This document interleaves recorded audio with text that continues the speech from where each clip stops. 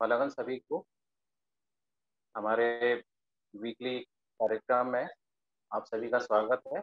जैसा कि आप जानते हैं, इस सब में हम एक प्रयास कर रहे हैं कि जो अपने समाज के जो प्रबुद्ध सदस्य हैं, जो समाज को निर्देश दे रहे हैं, समाज में एक अपनी स्थिति बनाए हुए हैं, ऐसे सभी सदस्यों को बुला करके और उनके अनुभवों से हम भी लाभ उठाएं, हम भी जान सकें कि अब दुनिया में क्या हो रहा है, किस तरह से लोग आगे बढ़ रहे हैं, किस तरह से लोग समस्याओं से निपट रहे हैं। तो इसी कड़ी में आज हमने एक बहुत ही प्रसिद्ध और लॉ एनफोर्समेंट एजेंसी के बहुत ही प्रबुद्ध सदस्य, जिनकी तारीफें अक्सर हम अखबारों में पढ़ते रहते हैं, उनके एसटीएफ के जो कारनामे हैं, मतलब हर आए दिन उनका समाचार हमको सुनने को मिलता है। तो ऐसे डॉक्टर अरविंद जी को आज हमने इनवाइट किया है। आशा है बहुत ही रोचक कार्यक्रम होगा आज का, क्योंकि वो हैंड्स ऑन व्यक्ति है और उन्होंने ये सारा जितना कीर्ति अर्जित की है, ये अपने स्वयं के पराक्रम से अर्जित की है। तो इसी क्रम में अब मैं रचना जी को इनवाइट करूंगा कि इंट्रोड्यूस करें डॉक्टर अरविंद को और फिर हम अपना कार्यक्रम आगे बढ़ाएं। Hello, good evening, everyone. Dr. Arvind Chaturvedi is a police officer with over 25 years of service in various wings of UP Police.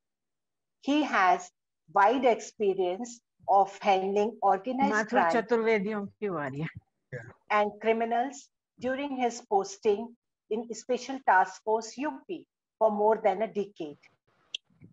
He has keen interest and expertise in cybercrime, electronic surveillance, and wildlife crime. He is passionate about community policing and have demonstrated on the ground unique social initiatives for marginalized sections of the society, pulling them out of generations of criminal activity to respectable, sustainable vocation.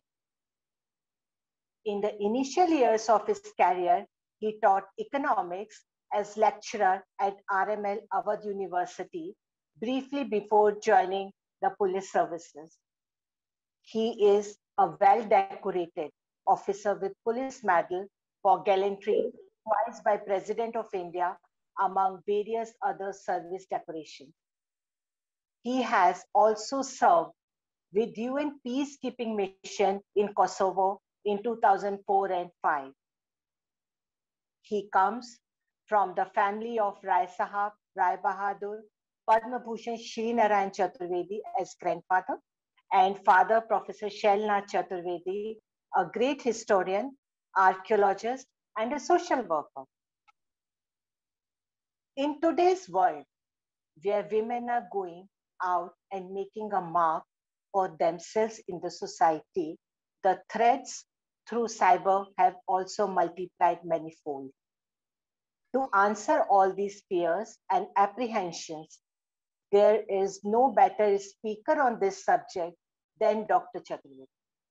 He has earned a huge respect for himself in his sphere by innovative and always one leap ahead of the criminals. I invite Dr. Arvind Chaturvedi to tell us on the subject of expertise. Dr. Arvind Chaturvedi, welcome.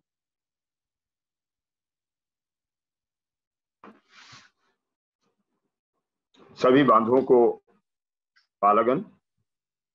आज के विषय पे हम अपनी बात शुरू करें, तासे पहले हम श्री माथुर चतुर्वेदी महासभा के प्रति हृदय से आभारी हैं कि आपने हमें समाज के समक्ष कुछ कहवे के लायक समझो। विशेष रूप से ज्ञानंद जी के प्रति अपनो आभार व्यक्त कर वो चाह रहे हैं, जिनने रुचि लेके ये कार्यक्रम कराओ है। हम अपनी भाषा, रीति रिवाज, खान पान को सहेज कर अक्षुण्ण रखे हुए हैं, इसीलिए हमारी अपनी अलग पहचान है और चतुर्वेदी समाज एकजुट है। आपने हमें यह अवसर दिया। मैं उद्धरणों के माध्यम से अपनी बात आपके सामने रखूंगा। मैं शुरुआत करता हूं एक एनेक्डोट से, एक संस्मरण से। वर्ष 2005 में हांगकांग पुलिस द्वारा एक साइबर क्राइम ट्रेनिंग ऑर्गेनाइज की गई बंबई में, भारत सरकार और ईबे एक प्राइवेट कंपनी है, उसने मिलकर ये ट्रेनिंग प्रोग्राम ऑर्गेनाइज किया था। उत्तर प्रदेश से मैं उस समय डिप्टी एसपी था, मैं और हमारे डीआईजी नामित थे। हम लोग लखनऊ से बम्बई इंडिगो की फ्लाइट से गए और एयरपोर्ट के पास ही एक 5 स्टार होटल था, उसमें ये कॉन्फ्रेंस ऑर्गेनाइज की गई थी और वहीं रुकने की व्यवस्था थी। हम लोग जब वहाँ काउंटर पर पहुंचे, हम और डीआई साहब साथ साथ पहुंचे, हमने बताया कि हम यूपी से आए हुए हैं। उन्होंने, जो ड्यूटी मैनेजर थे, उन्होंने एक रूम की चाबी मुझे दी और एक चाबी डीआई साहब को दी। मैं रूम में पहुंचा तो मैंने देखा कि वो सीट था और बहुत लग्जूरियस था, बहुत ज़्यादा लग्जूरियस था। उसमें उस जमाने में 2005 में सारी जितनी भी इलेक्ट्रॉनिक गैजेट्स थे, पंखे से लेके और लाइट और सारी चीज़ें, सारी रिमोट से थी। एक एंटे रूम था, एक ड्राइंग रूम था, एक बेडरूम था। मुझे बड़ा आश्चर्य हुआ, मुझे लगा कि शायद 5-7 स्टार होटल है, यहाँ सारे रूम्स इसी प्रकार के होंगे। तो मैं देखने के लिए डीआई साहब के रूम में गया और मैंने पाया कि वो सामान्य होटल का रूम था। आप घुसिए, दाहिने हाथ या बाएं हाथ टॉयलेट होता है और सामने बेड होता है, कुछ सोफे पड़े हुए हैं, पेंटिंग लगी हुई है। मुझे बड़ा अजीब सा लगा। मैंने फिर एक बार ड्यूटी मैनेजर को फोन करके पूछा कि मैं अपने सही कमरे में हूँ? तो उन्होंने कहा आप बिल्कुल सर अपने सही कमरे में हैं। पहला दिन जब ट्रेनिंग का हुआ तो डीआई साहब ने कहा कि अरविंद, तुमको काफी कुछ मालूम है इसके बारे में, साइबर क्राइम के बारे में, तो हम लोग ऐसा करेंगे कि ट्रेनिंग के बाद तुम्हारे रूम में बैठ जाएंगे और हैंड्स ऑन कर लेंगे, उस दिन की पढ़ाई उसी दिन कर लेंगे। अब मुझे बड़ा संकोच हुआ कि डीआई साहब हमारे रूम में आएंगे और हमारा रूम इतना लग्जूरियस है, तो नेचुरली मुझे बड़ा एम्बेरसिंग होगा। तो मैंने कहा नहीं सर, मैं आपके रूम में आ जाऊंगा, आप मेरे रूम में क्यों आएंगे, अच्छा नहीं लगेगा। मंडे टू फ्राइडे ट्रेनिंग थी और 5 दिन मैंने उनको रोक के रखा कि वो हमारे कमरे में ना आए और मैं उनके कमरे में जाऊं बार बार। खैर, मैं सफल रहा इसमें। और जब मैं नीचे चेकआउट के दिन हम और डीआई साहब नीचे आए, साथ ही लौटना था हम लोगों को, तो ड्यूटी मैनेजर ने हमसे कहा कि साहब हमारे जीएम साहब आपसे मिलना चाहते हैं। बड़ा आश्चर्य हुआ। मैंने कहा अच्छा ठीक है। मैं गया कमरे में अंदर, जीएम लिखा हुआ, जनरल मैनेजर लिखा हुआ, तो मैं कमरे में अंदर गया तो एक बड़े गौर वर्ण प्रसन्न निश्चित व्यक्ति बैठे हुए थे। उन्होंने कहा साहब पालागन साहब। मैंने कहा साहब पालागन? खूब ठाका मार के हम लोग हंसे। बोले कि चौबे जी, मैंने तुम्हें अपने होटल को जो सबसे अच्छा कमरा है तो वो दो, ये मंत्री रुका थे जाम में। और उन्होंने कहा कि मैंने जब लिस्ट देखी और लखनऊ से चतुर्वेदी देखा तो मैंने कहा 50% दांव लगाया जा सकता है। अपना चतुर्वेदी होगा तो उससे रिक्वेस्ट कर लेंगे, कोई वीआईपी आ गया तो दूसरे कमरे में चला जाएगा। ये है हमारा चतुर्वेदी बंधुत्व और हमारा समाज, जो पूरी दुनिया में फैले हुए चतुर्वेदी हैं। हमारी छोटी कम्युनिटी है। हम जब भी मिलते हैं तो पालागन का अभिवादन करते हैं और बहुत जल्दी एक दूसरे के हो जाते हैं। मैंने ये किस्सा आपको इसलिए भी बताया कि वर्ष 2005 में, जब मैं समझता हूं कि आज जितने लोग जुड़े हुए हैं उनमें से अधिकांश की मेल आईडी भी नहीं बनी होगी, 2005 में उत्तर प्रदेश पुलिस ने मुझे इस लायक समझा कि ट्रेनिंग पर भेजा। इसका मतलब मैं और पहले से काम कर रहा था साइबर क्राइम पर। और मैं आपको बताना चाहता हूं कि 1999 में 1999 में मैंने पहला केस किया जब मैं लखनऊ में तैनात था। हमारे तत्कालीन डीआईजी रेंज ने इंटरनेट आवर्स खरीदे थे, 40 आवर्स खरीदे थे 256 केबी की स्पीड के। आज तो हंसी आती है, आज के युवा वर्ग सुन रहा हो अगर तो उसे हंसी आएगी। 256 केबीपीएस स्पीड का 40 घंटे का डेटा उन्होंने खरीदा था। उस समय डेटा आवर के हिसाब से बिकता था। और डीआई साहब ने एक दिन जब उसे इस्तेमाल करना चाहा तो बिना इस्तेमाल किए 32 घंटे का डेटा चोरी हो चुका था, केवल 8 घंटे बचा था। तो बड़े नाराज हुए। मैं क्योंकि टेक से भी हुआ करता था उस समय, तो मुझे बुलाया गया और कहा गया कि पता करके बताइए कि चोरी किसने की है। एक ही आईएसपी होता था, बीएसएनएल। मैं बीएसएनएल ऑफिस गया, उनके भी कुछ समझ में नहीं आया। मैंने कहा भाई इस इंटरनेट नंबर का ये जो हमने कनेक्शन लिया है, उस समय तो ब्रॉडबैंड कनेक्शन होता ही नहीं था, डायल अप कनेक्शन होता था। तो उसका हमने कहा कि आप यूसेज लॉग हमें दीजिए। यूसेज लॉग में आईपी एड्रेस मिला, इंटरनेट प्रोटोकॉल एड्रेस, और इस इंटरनेट प्रोटोकॉल एड्रेस से हमने वो नंबर निकाला जिस पर वो इंटरनेट आवर इस्तेमाल हुए थे। और वो डीआईजी साहब के स्टेनो के साले का एड्रेस निकला।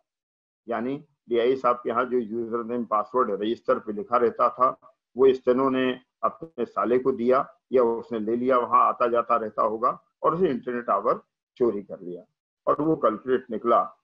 आज जब मोबाइल पर डेली हम 2 GB का डेटा इस्तेमाल कर रहे हैं तो ये बात इतिहास के पन्नों में दर्ज जैसी लगती है, लेकिन ये सत्य है कि साइबर क्राइम इस प्रकार के हुआ करते थे।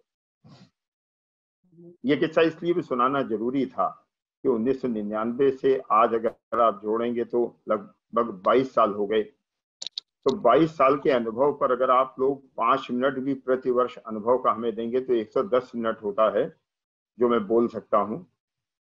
मैंने ज्ञानेंद्र जी को फोन करके कहा कि हो सकता है कि मैं 60 मिनट से थोड़ा सा अधिक समय लूं, तो आप बियर करेंगे हमारे साथ और मैं आपको एंगेज करके रखूंगा, ये मेरा वायदा है। हम लोग बात शुरू करते हैं आज। अरविंद जी आप बिल्कुल टाइम अपने से लें, पूरी बात करके हम लोग सुनेंगे। अच्छा ठीक है, धन्यवाद। तो जो आज का विषय है साइबर क्राइम, महिलाओं के संदर्भ में भी है और सामान्य रूप से भी है। तो मैंने अपने इस प्रस्तुतिकरण को बहुत व्यापक, बड़ा जेनरिक रखा है जिससे हर आदमी की रुचि हो। मैं जानता हूं कि आपको केस इन्वेस्टिगेट नहीं करना, तो जो मैं पुलिस के लिए ट्रेनिंग देता हूं उसको मैंने बाहर रखा है और उसको रोचक बनाने का प्रयास किया है। मैं क्रमबद्ध तरीके से आपको साइबर क्राइम का जो पूरा प्लेटफॉर्म है, जो पूरा पैनोरमा है, वो आपको दर्शाने का प्रयास करूंगा। साइबर क्राइम क्या है, यहां से बात अगर हम शुरू करें तो साइबर क्राइम 3 एंटिटीज हैं, कंप्यूटर, नेटवर्क और इंटरनेट। इन 3 चीजों का प्रयोग साधन की तरह हो या लक्ष्य की तरह हो, मतलब मीन्स की तरह हो या टारगेट की तरह हो।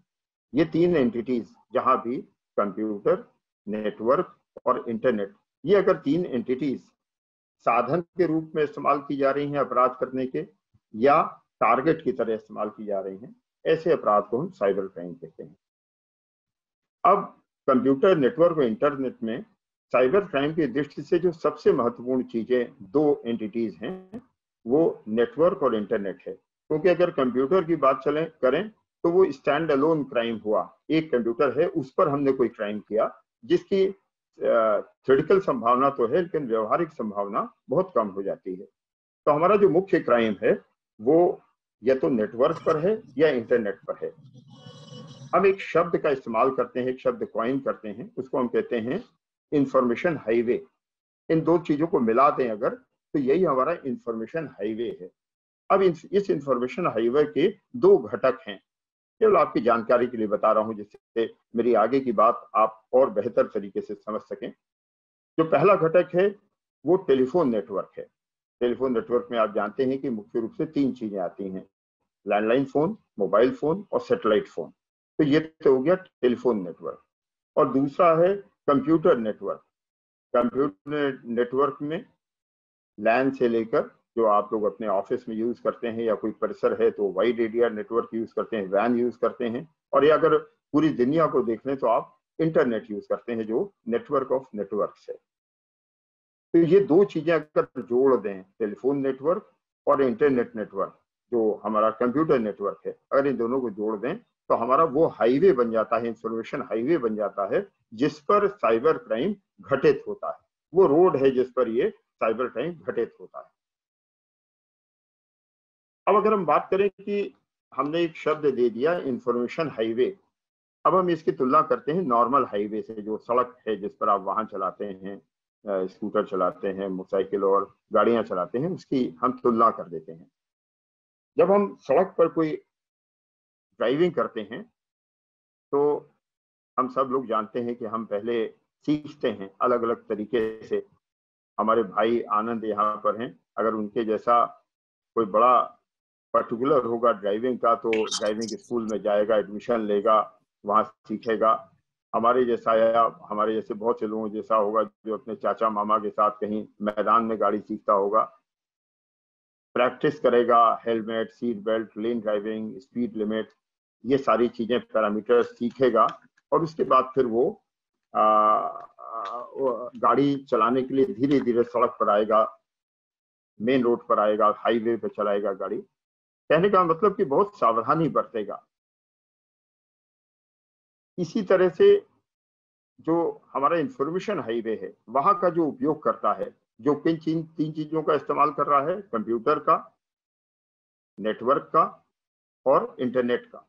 ये तीन चीजों का इस्तेमाल करने वाला आदमी जो इंफॉर्मेशन हाईवे पर है, वो बिना किसी ट्रेनिंग के, बहुत थोड़ी सी जानकारी, सुनी सुनाई जानकारी, इंटरनेट से पढ़ी हुई जानकारी के आधार पर अपने गैजेट को लेकर इस इंफॉर्मेशन हाईवे पर आ जाता है।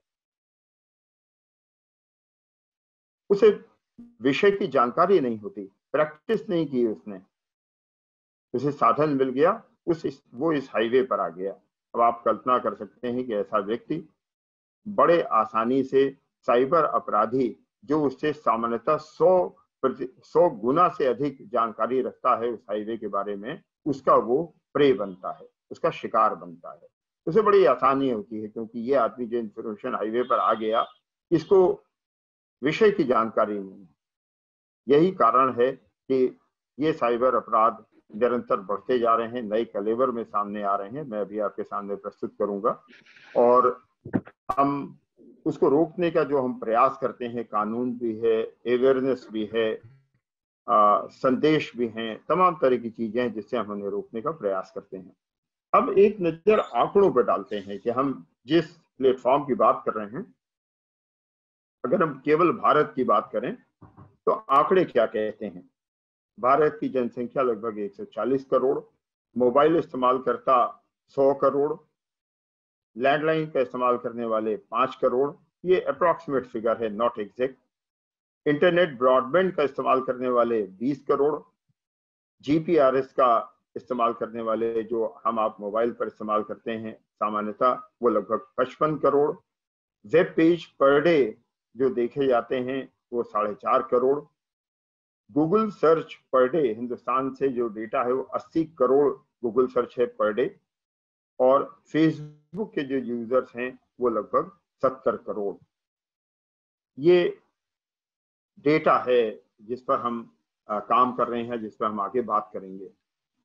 हम यहाँ ये भी बताना चाहते हैं कि भारत उन अग्रणी देशों में से है जिसमें आईटी के कानून, इंफॉर्मेशन टेक्नोलॉजी के कानून बहुत जल्दी बन गए थे। भारत में तो वर्ष 2000 में बन गया था आईटी एक्ट, जो 2004 और फिर 2009 में अमेंड हुआ। और जब 2009 में अमेंड हुआ तो उसमें तमाम छोटी छोटी बातें जिसकी चिंता पुलिस को और पब्लिक को थी कि अगर ऐसा हो जाए तो क्या होगा, वैसा हो जाए तो क्या होगा, वो सारी की सारी इसमें शामिल कर ली गई। मैं बहुत संक्षेप में, आज विषय नहीं है कानून, लेकिन फिर भी आपकी उत्सुकता होगी कि आखिर क्या अमेंडमेंट हुआ, तो मैं केवल 3-4 पंक्तियों में आपके सामने बात रखना चाहूंगा। जैसा मैंने शुरू में कहा कि साइबर क्राइम मतलब कंप्यूटर, नेटवर्क और इंटरनेट। तो स्टैंड अलोन कंप्यूटर में अगर कोई अपराध हो जाए तो उसके लिए आईटी एक्ट की धारा लगती है 66B, 66B। चोरी का कंप्यूटर कोई इस्तेमाल कर रहा हो, चोरी की कम्युनिकेशन डिवाइस इस्तेमाल कर रहा हो, और उसे अगर हम कानून के दायरे में लाना चाहें तो हम धारा यूज करते हैं 66B। जो दूसरी महत्वपूर्ण धारा और अपराध साइबर क्राइम का है वो पहचान की चोरी है, आइडेंटिटी थेफ्ट है। पहचान की चोरी 66C में कवर होती है, और password, digital signature, unique identification, इसकी अगर कोई चोरी करता है तो इस प्रकार का अपराध करता है। और मैं शुरू में ये बताना चाहता हूं कि साइबर क्राइम में पहचान की चोरी अपराध करने की तैयारी है। हम आपकी पहचान की चोरी, आपको इम्पर्सनेट करते हैं या आपकी कोई आइडेंटिटी चोरी करते हैं, तो क्यों करते हैं? उस चोरी करने से हमको कोई लाभ नहीं मिलता। ये गहने की चोरी नहीं है, कैश की चोरी नहीं है, कार की चोरी नहीं है। ये एक डॉक्यूमेंट की चोरी है, चाहे वो डिजिटल हो या फिजिकल हो, जिससे हम आइडेंटिटी क्रिएट करते हैं और आगे अपराध करते हैं। जो तीसरा महत्वपूर्ण क्राइम है वो इम्पर्सनेशन बाय कम्युनिकेशन है। हम वो जानते हुए कि हम वो नहीं है जो दिख रहे हैं, अगर ऐसा अपराध करते हैं तो 66D, 66D का अपराध कर रहे होते हैं। अगर हम साइबर टेररिज्म कर रहे हैं जो एक बड़ा नया अपराध है तो 66F है। अगर हम ऑब्स्किलिटी का प्रचार कर रहे हैं इलेक्ट्रॉनिक फॉर्म में, तो हम 67 या 67A का उल्लंघन कर रहे हैं। एक बड़ा रोचक तथ्य है, यद्यपि कोई मैं उत्साह बढ़ाने के लिए नहीं कर रहा, लेकिन आपकी जानकारी होनी चाहिए। कभी कभी लोग परेशानी में पड़ जाते हैं और लोग उन्हें दबाव बना के उनसे कुछ उगाही करने का प्रयास करते हैं। भारत का जो कानून है उसमें जो अश्लीलता है वो देखना अपराध नहीं है, उसको साझा करना अपराध है। यद्यपि भारत सरकार ने जो पोर्नोग्राफिक साइट्स हैं उनको बैन कर रखा है, रोक लगा रखी है, लेकिन अगर आप कोई ऑब्ससेनिटी साझा करते हैं तो निश्चित रूप से आप साइबर क्राइम कर रहे हैं। अगर चाइल्ड पोर्नोग्राफी है तो उसके जो कानून है बहुत कड़े हैं, 67B है। इसके अलावा हमने अभी पहचान चोरी की बात की, तो पहचान चोरी के लिए जो 3 टर्म इस्तेमाल होते हैं साइबर क्राइम में, मैं आपको उससे परिचित कराना चाहूंगा, उसका अंतर बताना चाहूंगा। पहला टर्म है फिशिंग, PHISHING, जो मछली फंसाने का फिशिंग होता है, उसी से मिलता जुलता शब्द है फिशिंग, PHISHING। फिशिंग का मतलब होता है मेल, SMS या व्हाट्सएप के माध्यम से किसी के साथ किसी की जानकारी चोरी करना, उससे जानकारी निकालना। दूसरा टर्म है विशिंग, अगर यही काम वॉइस के माध्यम से हो, कोई फोन करके आपसे कहे तो सूचना ले, तो वो विशिंग हो जाएगा। और तीसरा टर्म यूज होता है फार्मिंग। फिर ये फार्मिंग नहीं है, FARMING नहीं है, बल्कि PHARMING है। अगर वेबसाइट के माध्यम से हम ये जानकारी आपसे लेते हैं तो वो फार्मिंग है। आगे मैं इन शब्दों का प्रयोग करूंगा तो आप इसका बेहतर अर्थ समझ पाएंगे।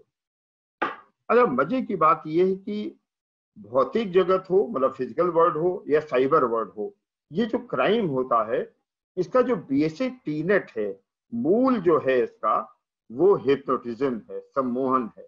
कोई आदमी आपको कुछ देर के लिए सम्मोहित करता है और उतनी देर में ठगी कर देता है आपके साथ। वो सम्मोहन कुछ सेकंड के लिए हो सकता है, कुछ दिनों के लिए हो सकता है, महीनों के लिए होता है। कुछ ऐसे भी साहबान होते हैं जो सालों साल तक जिनसे ठगी होती रहती है, और यही बात फिजिकल वर्ल्ड में भी होती है। और यहां बात एक और जोड़ दूं मैं कि मनुष्य की जो लालच की, ग्रीड की जो प्रवृत्ति है, एटीट्यूड है, वो ऐसे अपराधियों को, चाहे फिजिकल वर्ल्ड में हो, चाहे डिजिटल वर्ल्ड में हो, वर्चुअल वर्ल्ड में हो, उनके काम को और आसान कर देता है, उनकी ठगी और आसान हो जाती है। मैं आपको पहले फिजिकल वर्ल्ड की बात करता हूं। मैं साइबर क्राइम की बात जरूर कर रहा हूं, लेकिन मैं फिजिकल वर्ल्ड की बात करता हूं। फिजिकल वर्ल्ड में जो सबसे कॉमन अपराध है, स्ट्रीट का अपराध, उसे हम लोग कहते हैं टप्पेबाजी। टप्पेबाजी मतलब कि आपको उलझाया किसी चीज में और उतनी देर में आपके साथ अपराध कर दिया। आप गाड़ी से जा रहे थे, रेड लाइट पे रुके, आपसे कहा बाबूजी देखिए आपकी गाड़ी से पेट्रोल गिर रहा है। 90 रुपए पेट्रोल के चक्कर में, आप बचाने के चक्कर में उतरे और उसने आपका लैपटॉप उठाया और गायब हो गया, फोन उठाया गायब हो गया, बैग रखा हुआ था, ऑफिस जा रहे थे, पैसे रखे थे, गायब हो गया। ये क्या है? आपका ध्यान उसने सेकंड्स के लिए उलझाया। आप बैंक से निकले, एक आदमी आपके पीछे लगा हुआ है, बैंक से आप 50 कदम की दूरी पे आए, उसने आपसे कहा भाई साहब देखिए आपकी पैंट पर मैला लगा हुआ है, शिट लगा हुआ है। शिट का नाम करते ही आपके मन में एक अजीब सी भावना होती है। आपके नीचे देखा पीला पीला लगा हुआ है, आपको लगा पता नहीं गलत जगह आप बैठ गए, और आपकी पकड़ बैग जो आप 50,000 60,000 रुपए निकाल के ला रहे थे उस पर ढीली पड़ी, उसने झपट्टा मारा, लेग गायब हो गया। वो क्या था? पार्ले जी बिस्किट गिला करके उसने पीछे से आपकी पैंट में मार दिया था। ये टप्पेबाजी है, और टप्पेबाजी से बड़ी घटनाएं भी हो जाती हैं। मैं आपको एक छोटी सी घटना सुनाता हूँ, बिना उसके आगे बढ़ने में मजा नहीं आएगा। और वैसे भी मैं लखनऊ का रहने वाला हूँ। लखनऊ में तो किस्सा गोई अपने आप में एक स्टाइल है स्टोरी टेलिंग की। मैं लखनऊ में तैनात था, CO अलीगंज का काम देख रहा था उस समय। एक दिन एक साहब आए, वर्मा जी हमारे पास सचिवालय में बाबू थे। उन्होंने कहा साहब आप नए आए हैं, करीब 20-25 दिन पहले मेरी बुलेट मोटरसाइकिल मेरे घर के बाहर से चोरी हो गई। मैंने कहा अच्छा ठीक है, आप FIR कॉपी दे दीजिए, कोई गैंग पकड़ा जाएगा तो मैं मदद करूंगा आपकी। चले गए वो। 3 दिन बाद फिर आए, 5वें दिन आए, 7वें दिन आए, क्रम बन गया। दुर्भाग्य से मेरा ऑफिस उनके ऑफिस और उनके घर के बिल्कुल बीच में रास्ते में था। तो जब मेरी गाड़ी देखते थे तो आ जाते थे मुझे याद दिलाने के लिए। करीब 20-25 दिन बाद वो मेरे ऑफिस शाम को आए और उन्होंने कहा कि साहब आज सवेरे छुट्टी का दिन था, मैं अपना काम निपटाने बैठा था ऑफिस में। उन्होंने कहा कि आज सवेरे हम घर से बाहर निकले तो मैंने देखा कि हमारे घर के बाहर मेरी बुलेट मोटरसाइकिल खड़ी हुई है। मैं बड़ा खुश हुआ, मैंने दौड़ के अपनी पत्नी को बुलाया, हमारे एक साला साथ में रहता है उसको बुलाया और उससे हमने कहा कि भाई ये कैसे मोटरसाइकिल, देखो अपनी ही मोटरसाइकिल है। तो हमारी ही मोटरसाइकिल थी, उसमें निशान स्टिकर लगा हुआ था। हम लोग अंदर लाए, देखा देखा उसकी जो साइड बॉक्स था उसमें मिठाई का एक डब्बा रखा हुआ था और उसके ऊपर एक चिट्ठी रखी, एक लिफाफा था। चिट्ठी खोली तो उसमें लिखा था कि भाई साहब मैं आपको नहीं जानता मैंने करीब 25-30 दिन पहले आपकी मोटरसाइकिल चोरी की थी और मैं इसे ले गया, मोटरसाइकिल मैंने 25 दिन चलाई। मुझे मैं आपको बताना चाहता हूं कि मेरी शादी होने वाली थी और मैंने अपनी पत्नी को बता दिया था कि लखनऊ में मेरे पास बुलेट है, मैं तुमको बुलेट पे घुमाऊंगा, और मेरे पास बुलेट नहीं थी इसलिए मैंने आपकी बुलेट चोरी की। पत्नी ने जब मुझसे बहुत पूछा कि बुलेट कहाँ से लाए तुम, तो मुझे सच बताना पड़ा कसम दिलाने के बाद। तो उसने कहा तुम जाओ भाई साहब की बुलेट वापस करके आओ, उनके लिए शादी में वो आ नहीं पाए, उनके लिए मिठाई दे के आओ। तो साहब मैं ये आपकी बुलेट वापस कर जा रहा हूँ, मिठाई का डब्बा है, और आपको मैं बुला नहीं पाया। लखनऊ में अलीगंज में नॉवेल्टी सिनेमा है, तो नॉवेल्टी के 3 टिकट थे, उन्होंने कहा आप ये फिल्म देखेंगे हमारी ओर से तो हमें बहुत अच्छा लगेगा। बोले साहब हम लोग बड़े खुश हुए कि आज भी दुनिया में इतने ईमानदार लोग हैं। हम लोग फटाफट तैयार हुए, 3 से 6 का फिल्म का शो था, हम लोग गए वहाँ, फिल्म देख के आए। जब लौट के आए तो देखा हमारे घर के सामने बहुत भीड़ लगी हुई थी। तो जब हम घर के नजदीक आए तो मोहल्ले के लोग कह रहे वर्मा जी आप ने को घर छोड़ना था तो कम से कम बताना तो चाहिए था, आपके 5-6 साले आए थे और ट्रक लेके आए थे और बोले जीजा ने दूसरा मकान देख लिया है किराए का मकान और ये मकान खाली करेंगे। और साहब वो मतलब कूलर के स्टैंड गमले तक गाड़ी ट्रक में रखवा के ले गए, पूरा घर खाली हो गया। ये बड़े स्तर की टप्पेबाजी है। मैंने वर्मा जी से कहा कि वर्मा जी मिठाई चलिए तो ठीक है, लेकिन आपको ये तो सोचना चाहिए था कि उसको ये कैसे मालूम पड़ा कि आपके घर में 3 आदमी हैं और वो नॉवेल्टी के 3 टिकट दे गया है। अब इस बिंदु पर मैं आता हूं कि हम लोगों से ये चूक कहां हो जाती है, कैसे हो जाती है। ये चूक 2 कारणों से होती है। एक अति विश्वास, मेरे साथ कुछ नहीं हो सकता, दुनिया के साथ हो सकता है साहब, मैं मेरे साथ नहीं हो सकता। मेरा व्यक्तिगत अनुभव है कि आदमी का कि जब तक जेब नहीं कटती, पर्स नहीं निकलता जेब से, तो वो यही सोचता है कि साहब ये हो कैसे सकता है, मेरे से अलर्ट आदमी के साथ कैसे होता है। जब हो जाता है तो वो स्वीकार कर लेता है कि नहीं ये हो सकता है। दूसरा, ये अपराध होता है, मैं बड़ा एक कड़वा सच बोल रहा हूँ, यहाँ तमाम उम्र दराज लोग हैं, हमारे बुजुर्ग लोग हैं, मैं विनम्रता के साथ क्षमा मांगते हुए बोल रहा हूँ कि जहां महिला या लड़की की आवाज कान में पड़ती है तो हमारी 40% कम से कम जो विवेक है उसका हरण हो जाता है। उसने जहां कहा कि सर मैं आईसीआईसी बैंक से साधना बात कर रही हूं, तो आपका दिमाग पता नहीं कहां कहां चला जाता है और वो बड़े आसानी से कन्विंस कर लेती है महिला या फीमेल वॉइस। इसका डेटा है, इस पर रिसर्च की लोगों ने कि जो ठगी के शिकार हुए उसके कितने प्रतिशत लोग ऐसे थे जिनके पास महिला का कॉल आया। दूसरा जो कारण है कहाँ चूक हो जाती है कि हम अपना मोबाइल का, अपने सोशल नेटवर्किंग साइट्स का, फेसबुक, तमाम चीजों का जो डेटा है वो मोबाइल में रखते हैं और मोबाइल में रखना हमारे लिए बड़ा खतरनाक हो सकता है। एक और कारण है कि हमारे दिमाग में कुछ चीजों का एक हेलो बना हुआ है, उसको हम बड़े आसानी से उस पर विश्वास कर लेते हैं। और इसका बेस्ट एग्जांपल साइबर क्राइम के क्षेत्र में है आर्मी की यूनिफॉर्म। आज OLX पे जितने क्राइम हो रहे हैं उसमें कहीं ना कहीं आर्मी या सेना का रेफरेंस आ रहा है। आर्मी की यूनिफॉर्म है, फ्लैग है, हिंदुस्तान का फ्लैग है, सेना का फ्लैग है, टैंक खड़ा हुआ है पीछे, वो आदमी आपको अपनी बुलेट बेचने, अपनी कार बेचने के चक्कर में फंसा लेता है और बड़े आराम से आपके साथ धोखाधड़ी कर बैठता है।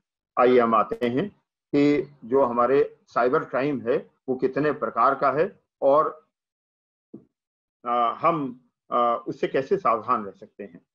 मोटे तौर पर जो साइबर क्राइम है उसको हम 4 मेजर पार्ट्स में बांटते हैं, 4 ब्रॉड उसके वर्गीकरण करते हैं। एक, टीज करना, मिसचिफ करना, डिसरप्ट करना, चढ़ाना, शरारत करना या डिसइंटीग्रेट करना।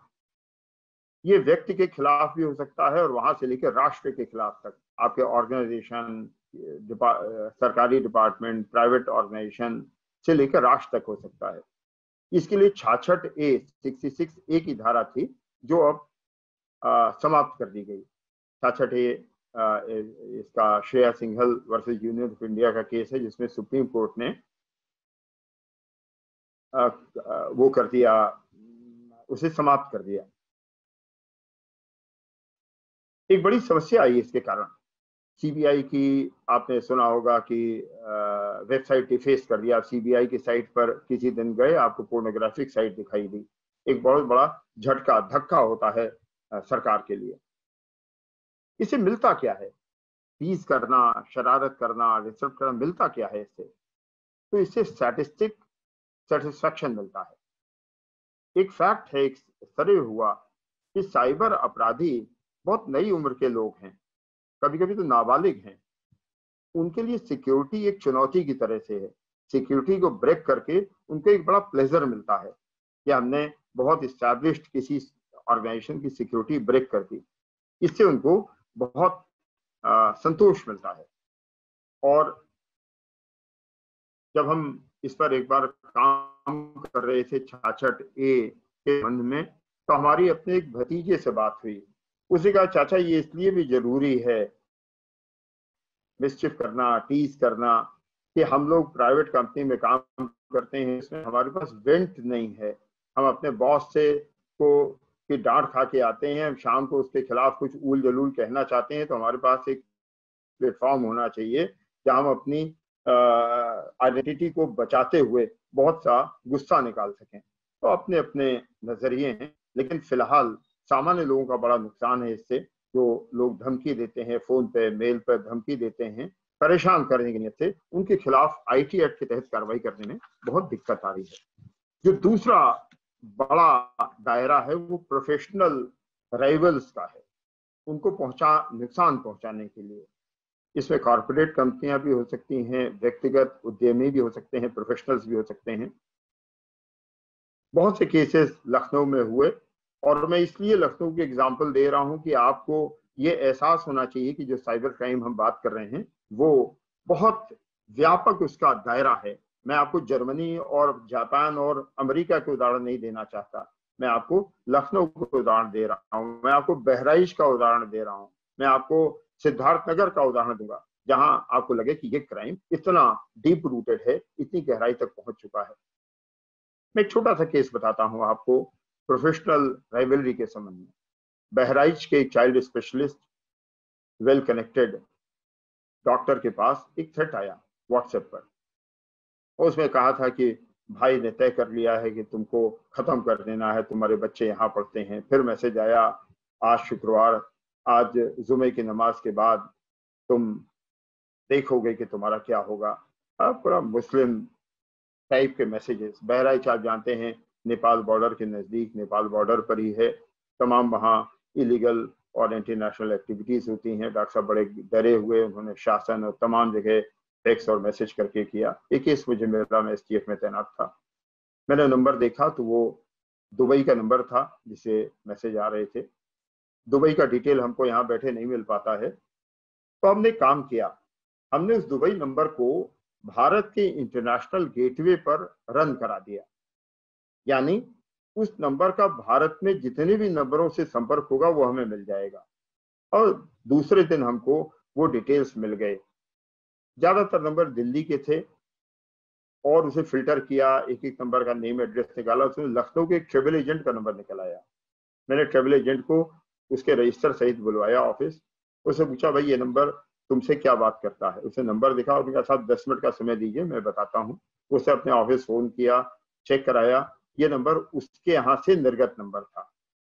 हमने कहा तुम्हारा दुबई से के नंबर से क्या मतलब है, तुम क्या किसी उसमें हो, गिरोह में काम कर रहे हो? बोला नहीं सर, ऐसा नहीं है।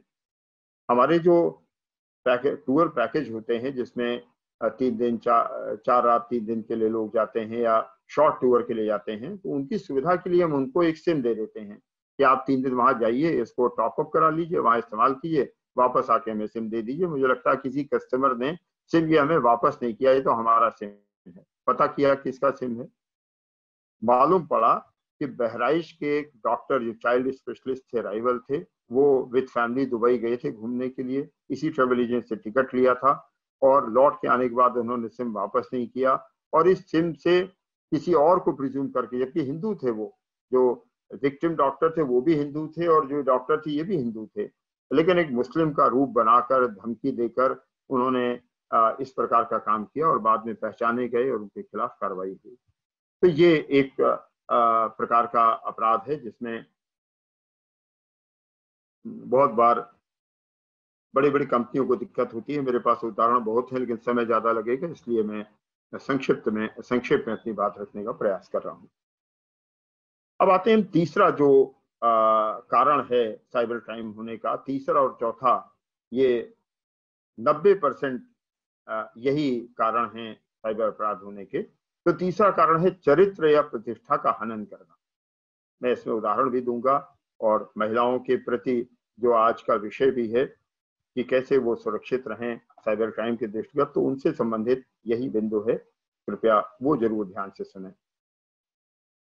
एक समाज में बड़ी समस्या है, महिलाएं, लड़कियां, सरकारी प्राइवेट कंपनियां, बैंक मैनेजमेंट के अधिकारी, ये सब पीड़ित रहते हैं इस ये जो ग्रुप ऑफ ऑफेंसेस है साइबर क्राइम का, इससे।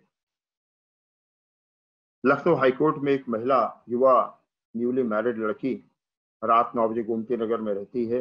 रात 9 बजे बेल बजी घर की, जॉइंट फैमिली में रहती है, इन-लॉज भी रहते हैं साथ में। एक यंग लड़का, उसने उसका नाम लेके बुलाया तो उनकी जो भी घर से निकला था उसने उनको बुला दिया। हाईकोर्ट में काम करती हैं, तमाम लोग आते हैं बात करने मिलने के लिए। तो उसने कहा कि मैडम आप चलेंगी? कहा कहाँ? मैडम आपका मैसेज है after 9 PM you are available. उनका व्हाट नॉनसेंस, क्या कह रहे हैं आप, होश में है कि नहीं? उसने मैसेज निकाल, फोन निकाल के दिखाया, मैडम आपकी फोटो है, आपका नंबर है, आपने कहा है आपको चलना चाहिए, इसे प्रॉमिस। ये जो ट्रॉमा है महिलाओं के लिए, लड़कियों के लिए, वो एक बड़ा गंभीर साइबर अपराध है, बहुत गंभीर स्थिति है, जहां बिना आपकी परमिशन के, बिना आपकी इच्छा के आपकी फोटो और आपका नंबर कोई शेयर कर देता है और आपको एक बहुत बड़े एम्बेरसमेंट का सामना करना पड़ता है। अगर अपराध न भी हुआ हो तो एम्बेरसमेंट बहुत बड़ा होता है। अभी मैं आऊंगा कि ये क्यों होता है और कैसे ट्रेस होता है। ये दूसरी बहुत बड़ी समस्या आज लड़कियों के साथ है, विशेष करके महिलाओं के साथ भी है, लड़कियों के साथ खास करके है। फेसबुक पर अनजान लोगों से दोस्ती, एक नहीं, दो नहीं, सैकड़ों केस मैं बता सकता हूं इस संबंध में। मैं एक केस का जिक्र कर रहा हूं आपके सामने, और अगेन ये लखनऊ का है। वर्चुअल वर्ल्ड में दोस्ती होती है, एक लड़के से दोस्ती बढ़ती है, शर्म हया सब चली जाती है वर्चुअल वर्ल्ड में, बस कैमरा ऑन करने की देर है, फिर कुछ रह नहीं जाता संबंधों में। लड़के ने फिजिकल वर्ल्ड में मुलाकात की पेशकश की, लड़की चार्ज थी, इमोशनली अटैच थी। लड़की तैयार हो गई, लखनऊ के एक मॉल में मिलने के लिए आई, घंटे 2 घंटे वहां गुजारे। लड़का मन बना के आया था, लड़की को इंसिस्ट करके अपने घर ले गया, पेरेंट्स से मिलवाऊंगा। घर पे कोई नहीं था, सेक्टर 19 इंदिरा नगर। लड़की के साथ रेप किया उसने, लड़की को एक बड़ी खराब स्थिति में रात में उसने गोमती नगर चौराहे पर छोड़ दिया। आर्मी के एक सीनियर रिटायर्ड ऑफिसर की लड़की। जब वो आर्मी ऑफिसर मेरे पास आते थे और मेरे ऑफिस में पानी में उन्हें ऑफर करता था और पानी का गिलास पकड़ते थे, तो मुझे लगता था कि किसी फिल्म का सीन था कि नाराजगी में, फ्रस्ट्रेशन में वो गिलास इतनी कस के दबाएंगे कि गिलास टूट जाएगा। लाचार थे, बहुत बड़ा नुकसान हो चुका था। लड़की की पहचान हुई, लेकिन उन्होंने कोई एक्शन नहीं किया। केवल वो कहते थे चतुर्वेदी जी मुझे ये बता भर दीजिए कि कौन है वो, इस रास्कल कौन है। लेकिन अपनी इज्जत, लड़की की इज्जत के डर के मारे और लखनऊ छोड़ दिया उन्होंने। तो ये फेसबुक पर अनजान से दोस्ती का खामियाजा है जो हमारे बच्चों की गलती के कारण उन्हें और परिवार को भुगतना पड़ता है। क्यों उससे भी ज्यादा पॉपुलर इस समय अपराध है, जिसका आप लोगों को भी हो सकता है जानकारी हो, वो है फेक प्रोफाइल बना के परेशान करना। बहुत प्रचलित अपराध है। एक्स बॉयफ्रेंड्स या वन साइडेड लवर्स मुख्य रूप से इसके कल्प्रिट होते हैं।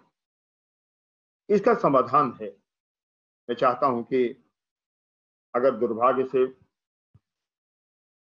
कोई इसका पीड़ित हो तो जरूर प्रयास करना चाहिए। मैं स्टेप बाय स्टेप आपको बता रहा हूं। पहली बात तो पुलिस में शिकायत कीजिए। मैं जब समाधान पर आऊंगा तो बात करूंगा।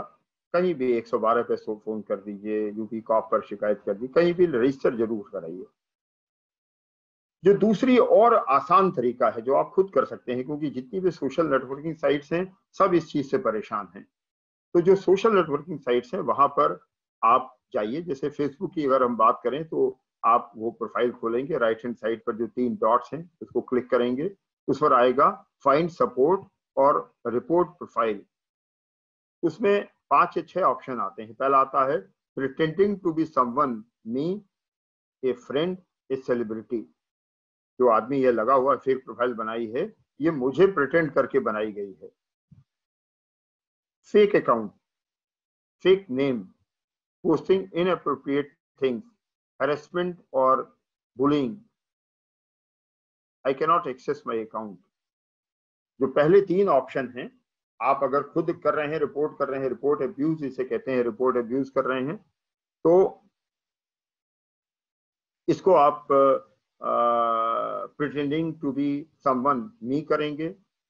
आप अपने दोस्तों से कहेंगे। मैं ये भी बताना चाहता हूं कि अगर कोई ऐसी स्थिति आती है तो अगर 10 डिफरेंट आईपी एड्रेसेस से 10 लोग अगर इस प्रोफाइल को फेक घोषित कर दें तो फेसबुक अपने आप उसे हटा देता है। पुलिस की कोई जरूरत ही नहीं है। इसका प्रयोग आप लोगों को करना चाहिए। मैं रिपीट कर रहा हूं कि जो फेक प्रोफाइल है वहाँ 3 डॉट्स बने हुए हैं, उसको क्लिक कीजिए। उस पर एक ऑप्शन आएगा, थर्ड ऑप्शन या सेकंड ऑप्शन है फाइंड सपोर्ट और रिपोर्ट प्रोफाइल। उसको क्लिक करेंगे तो फिर 4 ऑप्शन आएंगे कि यहाँ क्या गड़बड़ी है। तो आप कहेंगे कि ये प्रोफाइल, मैं जानता हूं कि ये प्रोफाइल उसकी नहीं है या मेरी नहीं है। ये जब आप करेंगे तो वो प्रोफाइल हट जाएगी।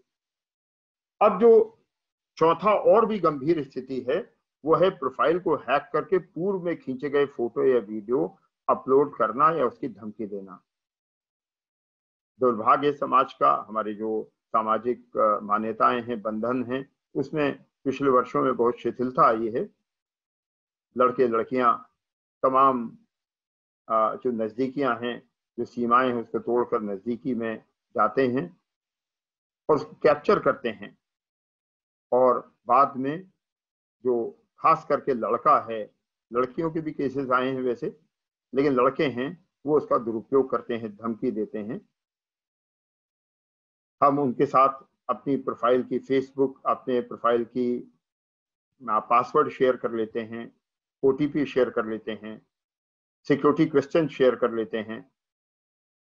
मेरा सवाल आपसे है ऐसे लोगों से कि क्या आप किसी के साथ कितना भी नजदीकी हो अपना टूथब्रश शेयर करते हैं, अपने अंडरगारमेंट शेयर करते हैं? नहीं करते। तो उसी प्रकार से ये आपकी निहायत निजी चीज है, आपकी व्यक्तिगत चीज है, आपको इसे भी शेयर नहीं करना चाहिए।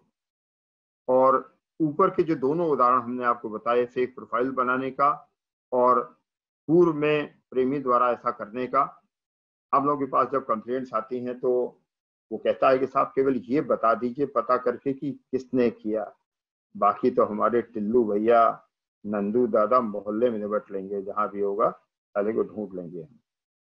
यही कारण है हमारी इस मानसिकता का कि आज तक, अभी तक हमारे पास इस ट्रेंड का, ये जो दुरुपयोग हो रहा है, महिलाओं को परेशान किया जा रहा है, इसका डेटाबेस भी नहीं बन पाया।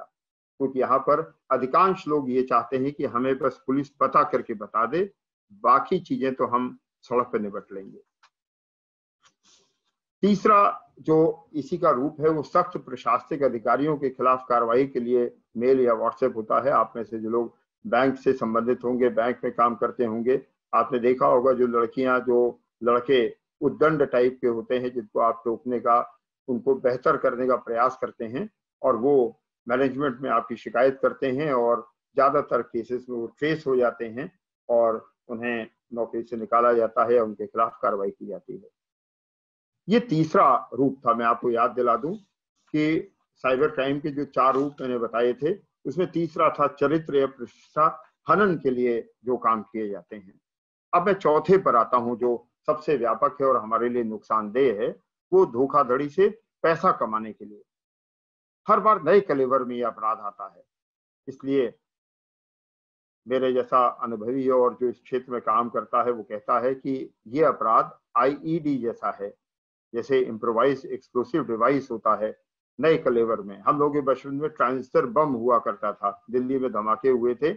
आज तरह तरह से गुलदस्ते में, कैमरे में, फ्लैश में,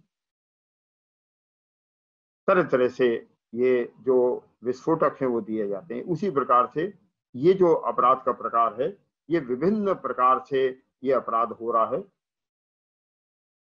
मैं इसके बारे में आपसे चर्चा करूंगा, उसके बाद फिर मैं आपको उपाय बताऊंगा इनसे बचने के। अगर हम लिस्ट आउट कर दें कि ये पैसा कमाने के लिए कहां कहां से होता है, तो ATM, credit card, online banking, Nigerian fraud, placement fraud, phone call और SMS fraud, matrimony fraud, research paper, honey trap, income tax, AG office, insurance fraud, भर्ती फ्रॉड, अमेजॉन और Paytm, OLX sale, Facebook profile बनाकर पैसा मांगना, और इस तरह के अपराध बहुत पॉपुलर हैं।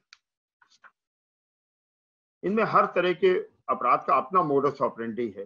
हो सकता है कि किसी पॉइंट ऑफ टाइम पर आप भी इसके शिकार हुए हों, या अपने आप को रिलेट कर पाएंगे आप, जो आपके पास मैसेजेस आए या प्रॉम्प्ट किया गया आपको। और मैं बड़ी विनम्रता से लेकिन चतुर्वेदियों की मस्खराई से ये कहना चाहता हूं कि आज मैंने जितने भी उदाहरण चुने हैं वो सब चतुर्वेदी बंधुओं के ही हैं। मैं बहुत लंबे समय से लखनऊ में हूं, तो उनके माध्यम से न केवल उत्तर प्रदेश बल्कि बाहर के भी केसेस हमारे पास आते रहते हैं, और ये सारे चतुर्वेदी बंधुओं के हैं। लेकिन मैं आपको विश्वास दिलाता हूं कि मैं किसी का नाम नहीं लूंगा, लेकिन ये अधिकांश केस चतुर्वेदी बंधुओं से संबंधित होंगे। मैं पहला अपनी बात शुरू करता हूं ATM फ्रॉड से। ATM फ्रॉड 2 प्रकार से हो सकते हैं, फिजिकल वर्ल्ड में और वर्चुअल वर्ल्ड में। फिजिकल वर्ल्ड में जो 2 प्रकार हैं मुख्य रूप से, एक को कहते हैं कार्ड स्वैपिंग और दूसरे को कहते हैं शोल्डर सर्फिंग। कार्ड स्वैपिंग का मतलब हुआ, आप ATM पर खड़े हुए हैं,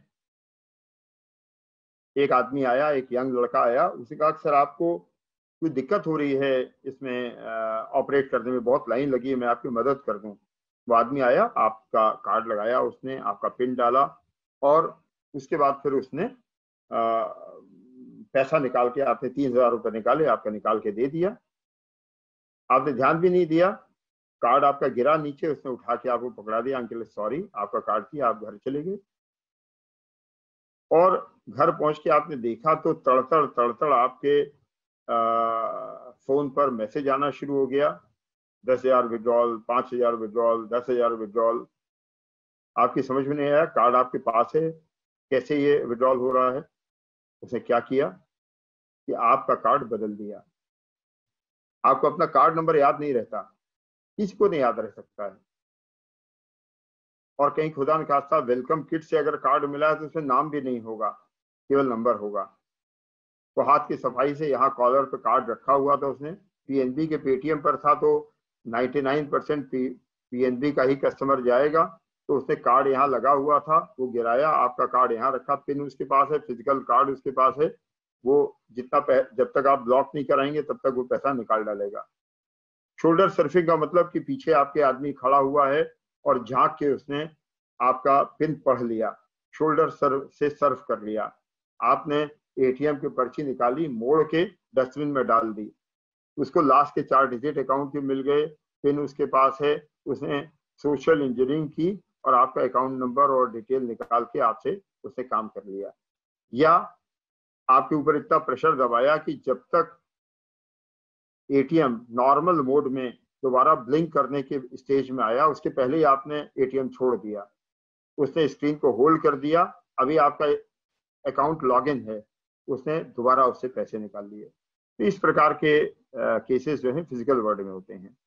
वर्चुअल वर्ल्ड में क्या होता है, एक होता है ओटीपी, अलग अलग प्रिटेक्स्ट पर आपसे ओटीपी मांगता है। मैं इस विस्तार में नहीं जा रहा हूं, आप सारे लोगों को इसका अनुभव होगा। सर मैं एसबीआई से बोल रहा हूं, आपका कार्ड ब्लॉक हो जाएगा, आपने अभी केवाईसी नहीं कराया है, आप तत्काल केवाईसी कराइए, इसके लिए मैं सिस्टम से एक कोड जनरेट कर रहा हूं, आप कोड मुझे बताइए तो आपका कार्ड चालू रहेगा। वो कुछ नहीं है, ओटीपी है, बेसिक डिटेल उसके पास है, आपसे ओटीपी लेकर ट्रांजैक्शन करना चाह रहा है। उससे भी खराब आजकल, जिसके हमारे कई चतुर्वेदी बंधु शिकार हो चुके हैं, कुछ नुकसान किसका हो गया, कुछ के बच गए, वो है लिंक पर क्लिक करना। आपके पास एक लिंक आता है, लिंक आप क्लिक करते हैं और वो लिंक क्या है, वो आपकी स्क्रीन को कैप्चर करने का लिंक है। एमए एडमिन स्क्रीन शेयर करने के तमाम सॉफ्टवेयर हैं, उसका लिंक है, आपने शेयर किया, आपके मोबाइल पूरा का पूरा दूसरे आदमी के कमांड पर चला गया। आप जब तक उसको रोकते कुछ करते हैं तब तक वो पेटीएम एटीएम तमाम चीजों से, जो आपका लॉगिन है पहले से, पेटीएम खोला नहीं कि आपको हर बार लॉग नहीं करने की जरूरत पड़ती है, वहां से पैसे वो साफ कर देता है।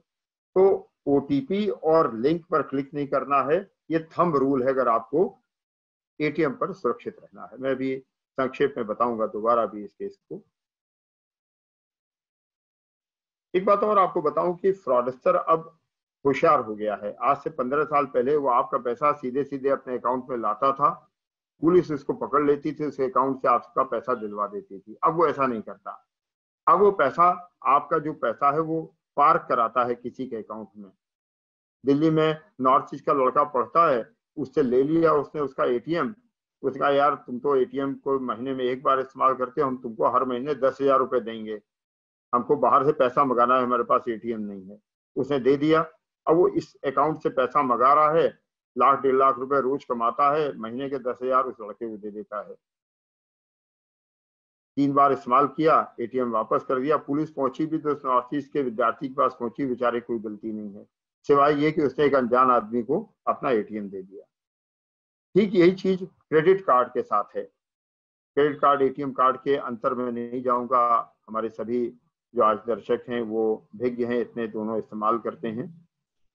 क्रेडिट कार्ड में जो फिजिकल वर्ल्ड में जो बेईमानी है वो ओटीपी के रूप में सबसे ज्यादा है। लखनऊ के एक चार्टेड अकाउंटेंट ऑफिस बैठे काम कर रहे थे, उनके पास फोन आया कि सर आप ने क्या अहमदाबाद से हैदराबाद का टिकट बुक कराया है? अरे उनका, मुझसे क्या मतलब भाई, मैं लखनऊ बैठा हूँ, ना मैं आज तक हैदराबाद गया ना मैं अहमदाबाद गया, मुझसे क्या लेना देना, आप किस तरह की बात कर रहे हैं? बोले नहीं सर आप नाराज मत होइए, मैं इसीलिए तो कह रहा हूँ, मैंने आपका 6 महीने का स्टेटमेंट देखा और मुझे लगा कि ये बुकिंग आप करा ही नहीं सकते हैं, आपका लग ही नहीं रहा है, तो सर मैं इसे कैंसिल कर दूं? उनका बिल्कुल कैंसिल कर दीजिए, इसका पेमेंट मैं क्यों करूंगा इस क्रेडिट कार्ड के इसका? बोले सर इसको कैंसिल करने के लिए हमको कुछ क्रेडेंशियल आपके चाहिए होंगे। उनका बताइए। तो उन्होंने कहा कि सर आपका नाम ये है वो है, सब बताया, और उसके बाद उसने कहा कि आप ऐसा कीजिए सर कि मैं अभी आपको एक वेरिफिकेशन कोड भेज रहा हूँ, आप हमें बता दीजिएगा, मैं क्रॉस कर लूँ। तब उनका 6 सेंस जगा सीए साहब का, और सीए साहब ने कहा कि भाई मैं क्यों बताऊँ, आप मुझे क्या मालूम कि आप आईसीआईसी बैंक से ही बोल रहे हैं? बोले सर 7 साल से इस देश पे काम कर रहा हूँ, आज पहली बार किसी ने इतना मासूमियत का सवाल पूछा है कि मैं आईसीआईसी बैंक से बोल रहा हूँ कि नहीं। उनका सर मैं ऐसा करता हूँ, मैं डेस्क पर बैठा हूँ, मैं अभी आपको एक एसएमएस भेज देता हूँ अपने सिस्टम से। उसने तराक से एसएमएस भेजा कि sir this is welcome from ICICI Bank. This is regarding your possible fraudulent transaction. CS आपको विश्वास हो गया, लिंक उन्होंने दिया, 1,65,000 रुपए का पेमेंट हो गया बैठे बैठे। हमारे परिचित थे, तत्काल वो आए हमारे पास, और वो पेमेंट कहाँ हुआ? मुंबई की इलेक्ट्रिसिटी कंपनी ने एक कॉटेज इंडस्ट्री का पेमेंट कर दिया 1,65,000 रुपए का। खैर वो HDFC का गेटवे था, HDFC बड़ा एफिशिएंट बैंक है, हमने तत्काल HDFC बात की और अगले दिन का पैसा रिवर्सल हुआ। वर्चुअल भी हो रहा है इसमें, खूब वर्चुअल फ्रॉड भी हो रहा है क्रेडिट कार्ड में।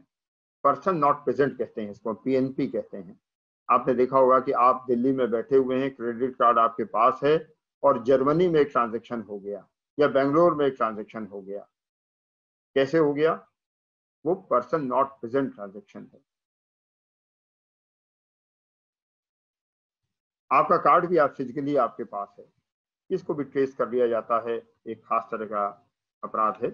इस पर आपका सीधा नियंत्रण नहीं है, इसमें सीधे सीधे आपकी कोई गलती नहीं है, लेकिन फिर भी आपको सावधान रहने की जरूरत है।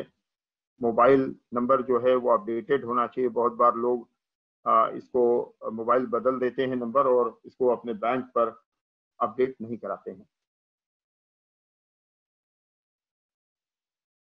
तीसरा इस क्रम में जो फ्रॉड है वो नाइजीरियन फ्रॉड है, बहुत पुराना फ्रॉड है। मैं सोचता हूँ साइबर क्राइम का सबसे पुराना फ्रॉड है और कही जाने लगा नाइजीरियन फ्रॉड। शुरू मुझे याद है 2003-4 में मेल आता था कि टूटी फूटी अंग्रेजी में, सर उसका मजमून ये होता था कि मेरी नानी की डेथ हो गई, इनके पास अकूत संपत्ति है और हमारी अफ्रीका की कंट्री में ये नियम है कि नानी की संपत्ति हम तब तक नहीं ले सकते जब तक कि ये संपत्ति देश से बाहर नहीं जाएगी और बाहर जाके वापस आएगी। तो उसके लिए सर हमने आपको चुना है, 40% आपका, 60% हमारा, आप मेरी बहुत बड़ी मदद कर रहे हैं। और लोग इस झांसे में आ जाते थे, इतने झांसे में आ जाते थे कि लोगों ने अपने प्लॉट बेच दिए। ये 7.3 करोड़ की लॉटरी निकलने का सपना होता था, लोगों ने अपने प्लॉट बेच दिए। लोगों ने अपने PF से लोन लेके पेमेंट कर दिया। किस चीज में पेमेंट किया? वो कहता था रजिस्ट्रेशन कराना है, इंश्योरेंस कराना है, कोरियर का खर्चा पड़ेगा, आपके देश का जो RBI है वो सेस लेगा, उस पर इनकम टैक्स पड़ेगा, आदि आदि नाम पर पैसा देते थे। बाद में ये विस्तार हुआ, डॉलर के नाम पर डॉलर आएगा। लखनऊ एयरपोर्ट पर नाइजीरियन आदमी आया, एयरपोर्ट से बाहर निकला, ठगी की, भाग के अंदर चला गया, फ्लाइट पकड़ी, वापस चला गया और लोग कुछ नहीं कर पाए। सरकारी सेवा के लोग थे, प्राइवेट लोग थे, कुछ नहीं कर पाए। बड़ा दुर्भाग्य है।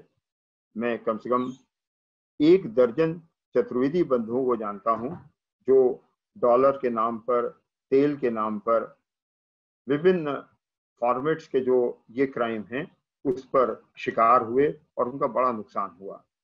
उन्होंने छिपा के रखा। जो पहला मेल आता था उसमें कहता था कि ये बात किसी को बताइएगा नहीं तो आपके घर वाले अगर आपके साथ धोखाधड़ी कर लेंगे तो उसके लिए हम जिम्मेदार नहीं होंगे, ये फ्रॉडस्टर कहता था। तो दुर्भाग्य है, लेकिन हमें इससे बच के रहने की आवश्यकता है।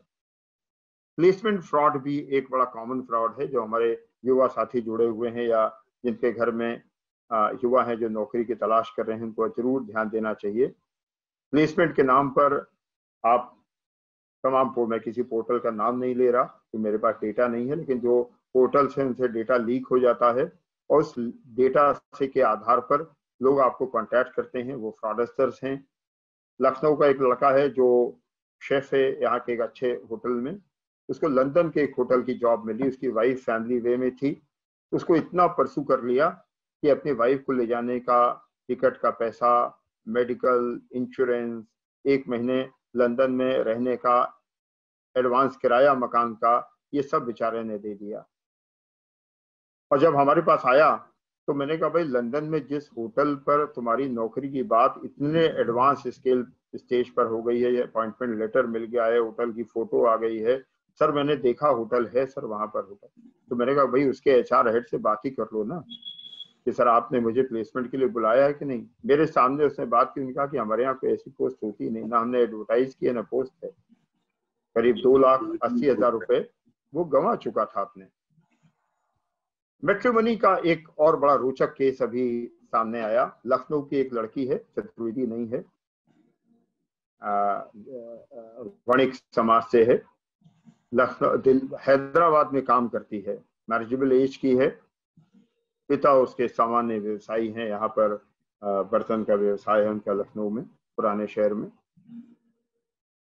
लड़की की मुलाकात फेसबुक को ही एक लड़के से सजातीय था, यूएस में था। उसने कहा कि हनी तुम्हारा नंबर हमको ऐसे से, तुम्हारी प्रोफाइल मिली और बातें बढ़ी धीरे धीरे, और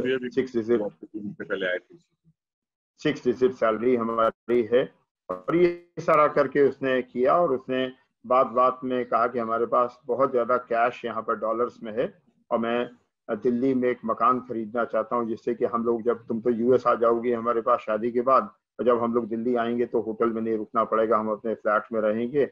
और वहां हमने देखा 1,30,00,000 रुपए का मकान है, तो मैं 70 लाख रुपए ला रहा हूँ, और बाकी हम पेरेंट्स से वहां ले लेंगे। पूरा माहौल बताया उसने। उसने कहा कि मैं हैदराबाद आ रहा हूँ, ये मेरी इंटरनेशनल फ्लाइट है, दिल्ली आऊंगा, और सवेरे 9 बजे की इंडिगो की फ्लाइट से मैं हैदराबाद आऊंगा। सवेरे 4 बजे उस लड़की के पास दिल्ली इंटरनेशनल एयरपोर्ट से फोन आया कि मिस्टर सो एंड सो आए हुए हैं, आपके फियांसी। उन्होंने कहा कि हाँ, वो हमारे फियांसी हैं। उन्होंने कहा कि इनको बहुत बड़ी मात्रा में इनका डॉलर मिला है और इस पर जुर्माना लगेगा।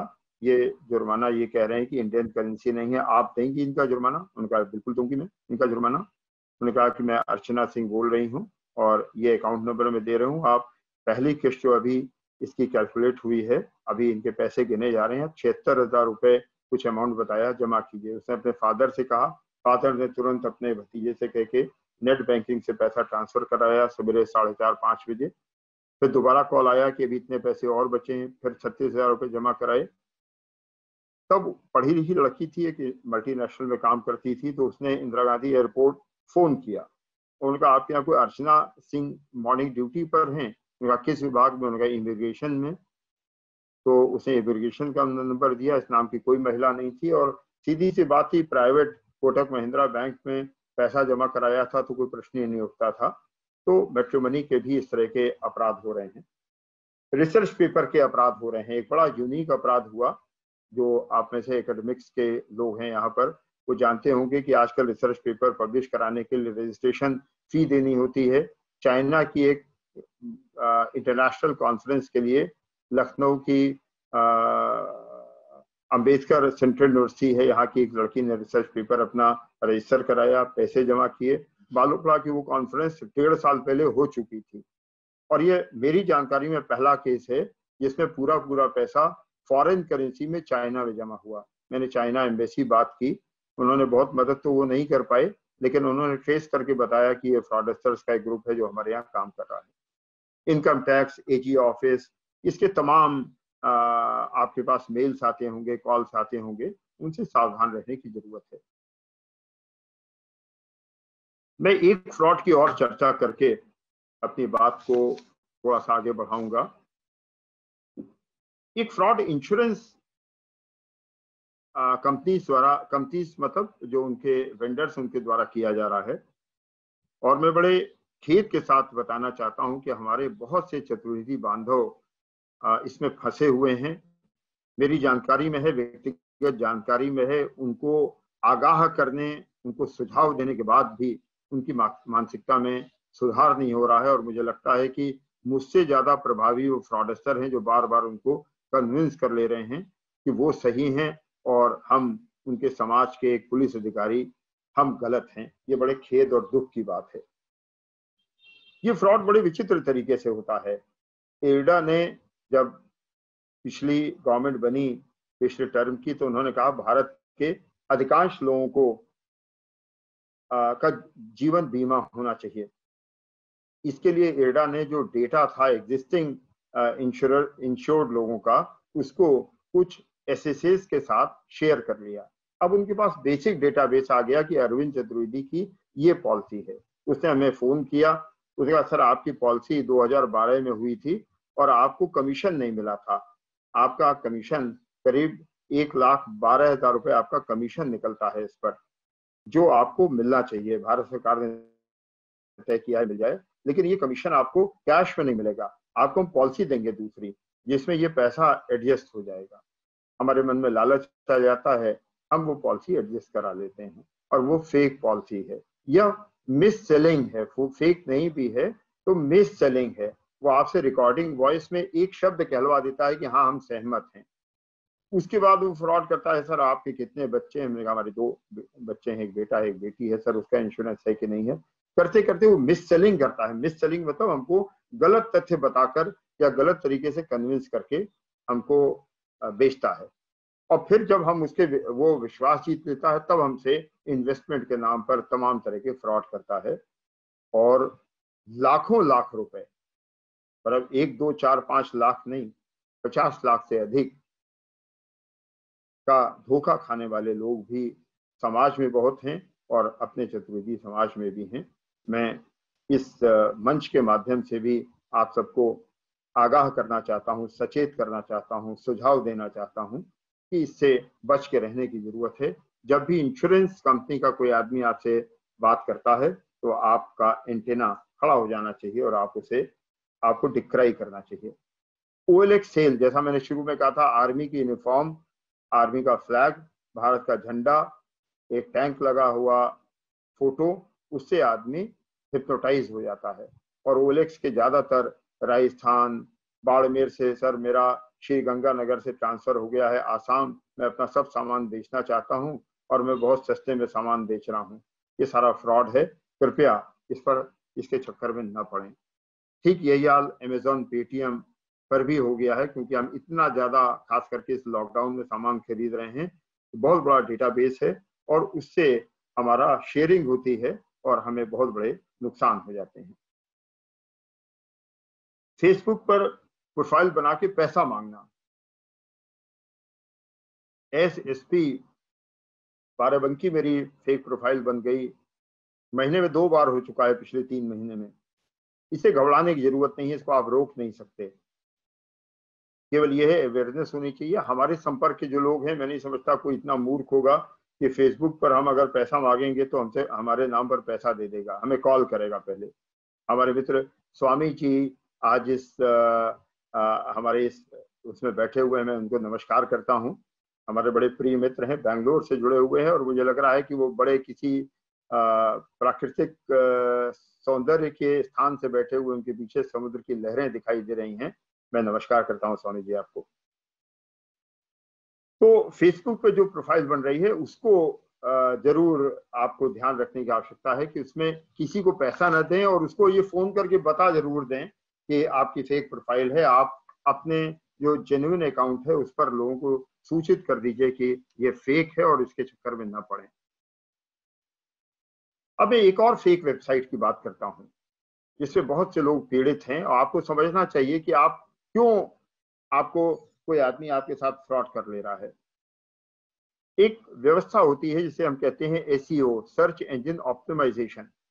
अगर कोई आदमी व्यवसायिक तरीके से इसको करे तो आपने फर्ज कीजिए कि सैमसंग या आपने कोई भी कंपनी ले लीजिए, उसका आपका कोई फ्रिज खराब हो गया, आपने उसकी कंप्लेंट की, कंप्लेंट से आप सेटिस्फाइड नहीं हुए, आप कस्टमर केयर पर जाना चाहते हैं, उसने एक लिंक दिया आपको व्हाट्सएप पर किसी ने, आप उस लिंक पर गए और आपने पूरा डिटेल उसमें, आपके पास आप पेमेंट कहाँ से करेंगे इसका, मैंने बैंक से करेंगे, उसका डिटेल दे दीजिए, दे दिया। वो फेक साइट थी, आपका डेटा कैप्चर कर लिया, प्राइमरी डेटा सब ले लिया, अब उसे केवल OTP चाहिए आपका। ये क्यों हो रहा है? क्योंकि हम कंपनी की वेबसाइट पर जाकर कस्टमर केयर को नहीं ढूंढ रहे हैं, हम शॉर्टकट कर रहे हैं। हमने खट से टाइप किया, जैसे हमने सैमसंग अभी आधा टाइप किया था, एक लिंक, एक साइट दिख गई, हमने खड़ा से क्लिक किया और उस पर हम चले गए। उसने क्या किया? SEO से अपने आप को ऊपर ले आया, बल्कि सैमसंग से भी ऊपर ले आया वो। इससे बचने की जरूरत है, इससे बहुत फ्रॉड हो रहा है। हमारे एक बड़े घनिष्ठ मित्र हैं, अभी उनका काफी बड़ा नुकसान हो गया। आप भी किसी कंपनी से कोई व्यापार करना है, आपने ध्यान ही नहीं दिया, आपने खड़ाक से बस हल्का सा टाइप किया, वो आया, आपने किया। हमारे चतुर्वेदी बांधव हैं, उनको एक एजेंसी लेनी थी, अभी यहाँ लखनऊ में ही उन्होंने वो गए, उन्होंने टाइप किया, देखा, उसने कहा सर आपको सिक्योरिटी मनी जमा कर, वही भाषा बोलते हैं वो भी जो फ्रेंचाइजी लेने वाला बोलता है। सर आपका बिल्टअप एरिया कितना है, कारपेट एरिया कितना है, फुटफॉल कितना होगा, और आपका इन्वेस्टमेंट कितना होगा, कितना क्या वहां पर आप कितना बिजनेस का एस्टिमेट आपका है, आपका सीड मनी कितना होगा, ये सारी बातें करके और उसे पैसा जमा करा लिया। अगली किस्त मांगी तो उन्हें थोड़ा शक हुआ, उन्होंने पता किया जिस खाते में उन्होंने पैसा जमा किया तो प्राइवेट अकाउंट था। धोखा हो गया उनके साथ। धोखा करने वाले बिहार झारखंड में बैठे हुए हैं। हमको ये सावधानी बरतनी चाहिए जब हम अपना बिजनेस कर रहे हैं कि हमारी जेन्युइनिटी क्या है। अब साहब एक और जो अपराध बहुत ज्यादा इस समय फैला हुआ है, हम इसकी बात कर लें अंत में लगभग, हनी ट्रैप सबसे खतरनाक। एफबी पर सलोनी शर्मा से दोस्ती हो गई, उसे रिक्वेस्ट भेजी तो अभी ने एक्सेप्ट कर ली, फॉर्मल एक्सचेंज हुआ, दोनों एक दूसरे को नहीं जानते, फॉर्मल से इनफॉर्मल हुआ, फिर इंटीमेट हुआ और फिर वर्चुअल सेक्स हुआ। ये बड़ी विचित्र चीज है। हमारे पुराने लोग हैं वो तो शायद इस शब्द से भी परिचित नहीं होंगे। सलोनी ने अपना टॉप उतारा कैमरे पर और इंसिस्ट किया कि आप भी अपने कपड़े उतारिए। मती मारी गई थी जिसको परिभाषा में कहते हैं, और एक एक करके उन्होंने सारे कपड़े उतार डाले। पता नहीं क्या आनंद मिला, जिसको वर्चुअल सेक्स हम लोग कह रहे हैं आजकल, एक टर्म यूज हो रहा है। अगले दिन सवेरे दिल्ली पुलिस से फोन आया कि सर आपका एक वीडियो यूट्यूब पर अपलोड होने की सूचना मिली है, यूट्यूब से हटाने की 38,000 प्लस जीएसटी फीस होती है यूट्यूब से हटाने की, वो आपको पे करना होगा। अगर आप 24 घंटे में नहीं पे करेंगे तो 24 घंटे के बाद वो जस्ट डबल हो जाता है, 78,000 रुपये प्लस जीएसटी हो जाएगा। ये घबराए, परेशान हुए, इधर उधर घूमे, तब तक 24 घंटा निकल गया तो अब वो 78,000 रुपये हो गई फी प्लस जीएसटी। 78,000 रुपये चुकाए जीएसटी के साथ, और फिर उन्होंने हमसे संपर्क किया। हमने कहा आप क्यों संपर्क कर रहे हैं? बोले साहब अब और मांग रहा है। ये हनी ट्रैप है, इससे बचने की जरूरत है। ये तरह तरह से आपके सामने आ सकता है, नियंत्रण करने की आवश्यकता है। एक और छोटा सा एनेक्डोट आपको बताना चाहता हूं मैं। यानी जी एक 10 मिनट समय और लूंगा, 10 मिनट लगभग समय और लूंगा। यानी जी ठीक है? डॉक्टर साहब आराम से करिए, एवरीवन इज एंजॉयिंग इट। अच्छा अच्छा, प्लीज गो अहेड। जी जी। एक युवा बांधव बेंगलोर से लखनऊ आए। एक बड़ी विचित्र स्टोरी है, उससे लर्निंग लेनी चाहिए, सीख लेनी चाहिए इससे। मल्टीनेशनल कंपनी में काम करते हैं और मुझे लगता है कि एक 38-40 साल एज है तो अच्छे पद पर हैं, अच्छी हायरकी पर हैं। व्हाट्सएप पर एक लड़की से संपर्क हुआ, लखनऊ की लड़की, सीतापुर की रहने वाली, लखनऊ में रहती है। इंटीमेसी हुई और जैसा मैंने बताया जो फॉर्मल, इनफॉर्मल, इंटीमेसी और वर्चुअल, एडिक्शन हो गया 10 दिन में। ऑफिस आए, घर शादीशुदा थे तो घर पर तो उतना समय नहीं दे पा रहे थे चैट पर, लेकिन ऑफिस आके उन्होंने अपना सिस्टम लॉग इन किया, उसके बाद चैट पर आ गए। 10 दिन बाद वो लड़की अचानक गायब हो गई व्हाट्सएप से। इनकी स्थिति पागलों जैसी हो गई। बताया सर किसी चीज में मन नहीं लगता था, मैं बिल्कुल डिप्रेशन में जा रहा था। 5 दिन बाद लड़की अचानक फिर अपीयर हो गई। मैं पूछा कहाँ चली गई थी? और उनका जानू क्या बताऊं, वो मैं तो तुमको बताया था मैं सीतापुर की रहने वाली हूँ और मेरे पिताजी गांव में रहते हैं, मैं तो यहाँ रूम लेके रहती हूँ। और पिताजी की तबीयत बहुत ज़्यादा खराब हो गई थी तो मैं उसमें बहुत परेशान रही।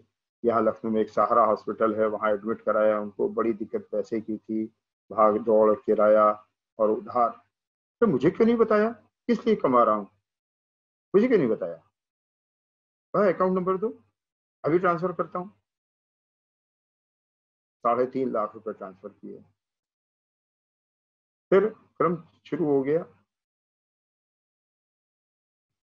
हालचाल भी पूछते थे पिताजी का। वो लड़की फोटो भी भेज देती थी, सहारा के सामने खड़ी हुई है, सहारा के वार्ड में खड़ी हुई है, हॉस्पिटल के वार्ड में खड़ी हुई है।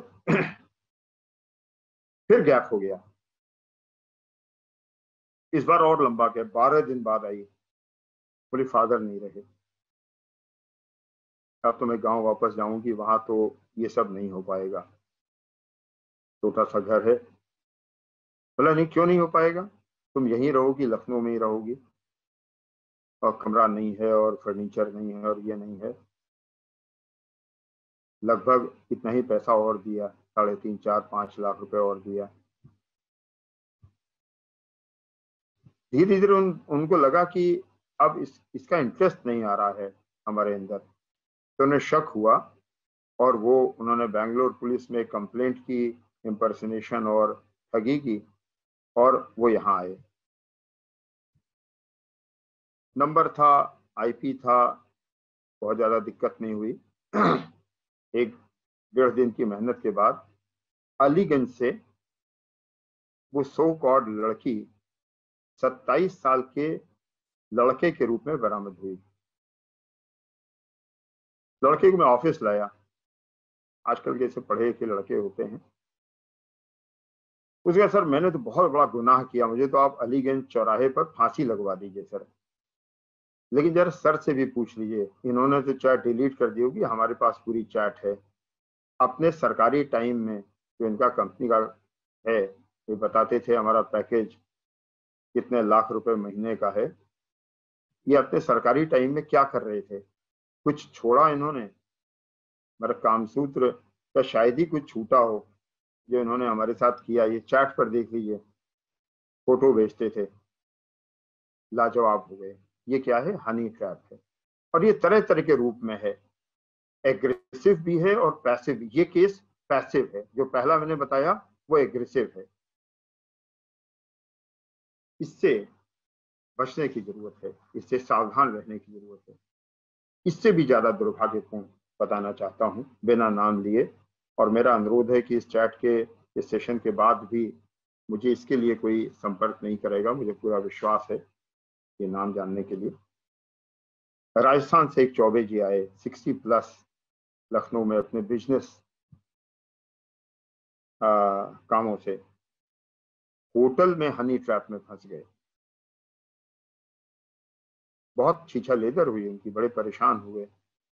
जो मदद कर सकता था उन्हें मदद की, लेकिन बड़ी दिक्कतें उनको हुई। ये क्या है?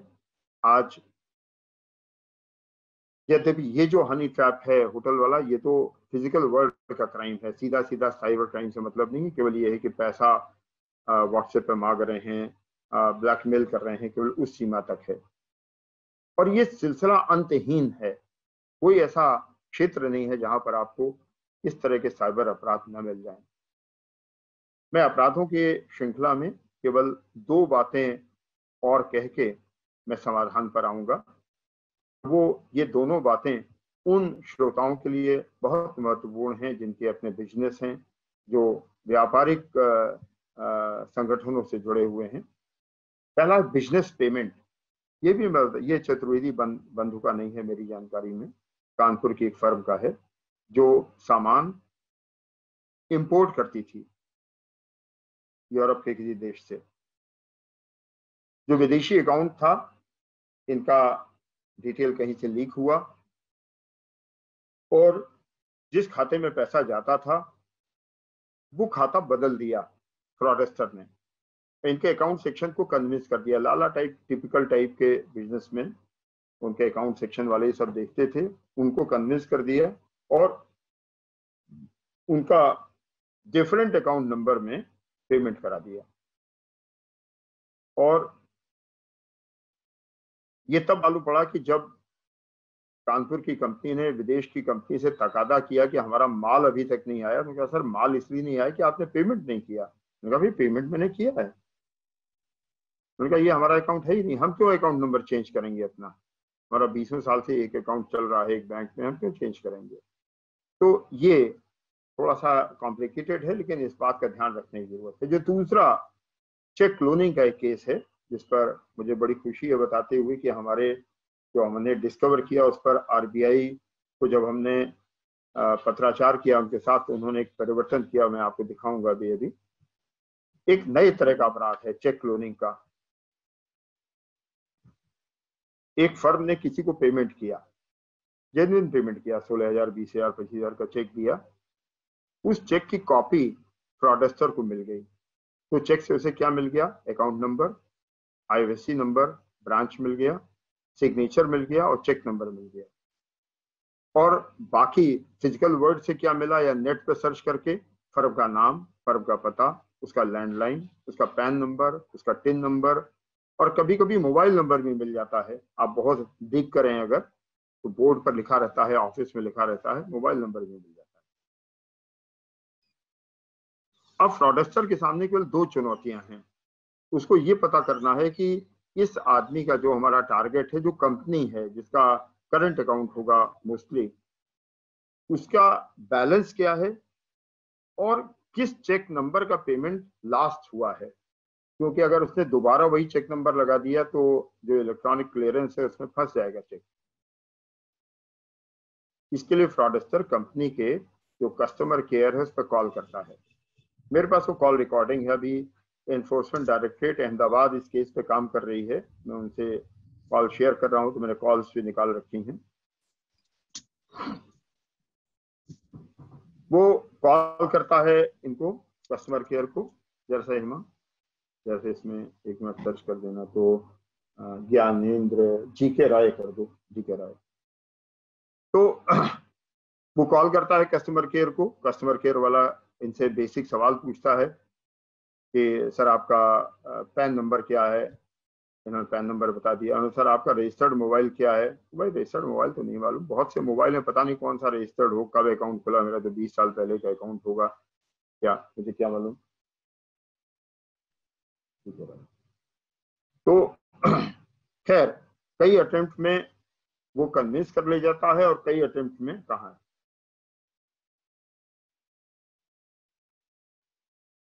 कई अटेम्प्ट्स में वो नहीं भी कन्विंस कर पाता है। मैं आपको एक कॉल ऐसे रेंडमली सुनाता हूं, आपको समझ में आएगा। नमस्कार बच्चों, में आपका स्वागत है। मैं राजना किस प्रकार सहायता कर सकती हूँ?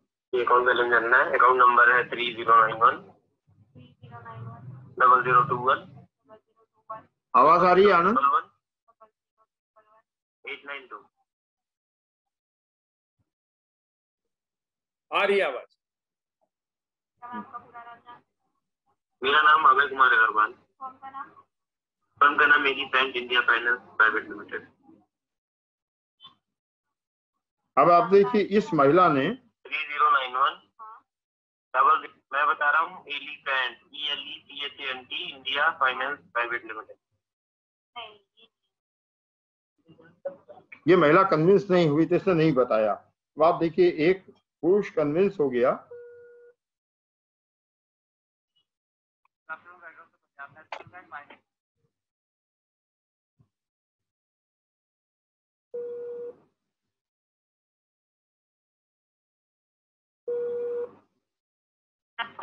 बैंक में आपका स्वागत। हुआ था ये 24/10 को। क्या हुआ था? 28 lakh. 28 lakh. Cheque number? Cheque number नहीं सर, आरटीजीएस किया गया था ये। अच्छा। मीडियम। अब देखिए वो जानना चाहता है कि चेक नंबर क्या है अगला। आपका डेबिट हुआ था, चेक नंबर है आपका ये मैं कॉल आपको सुना रहा हूँ जो उसकी कस्टमर केयर से बात हुई। क्या चेक नंबर 684770। अच्छा, अमाउंट कितना है? 1927 रुपये 64।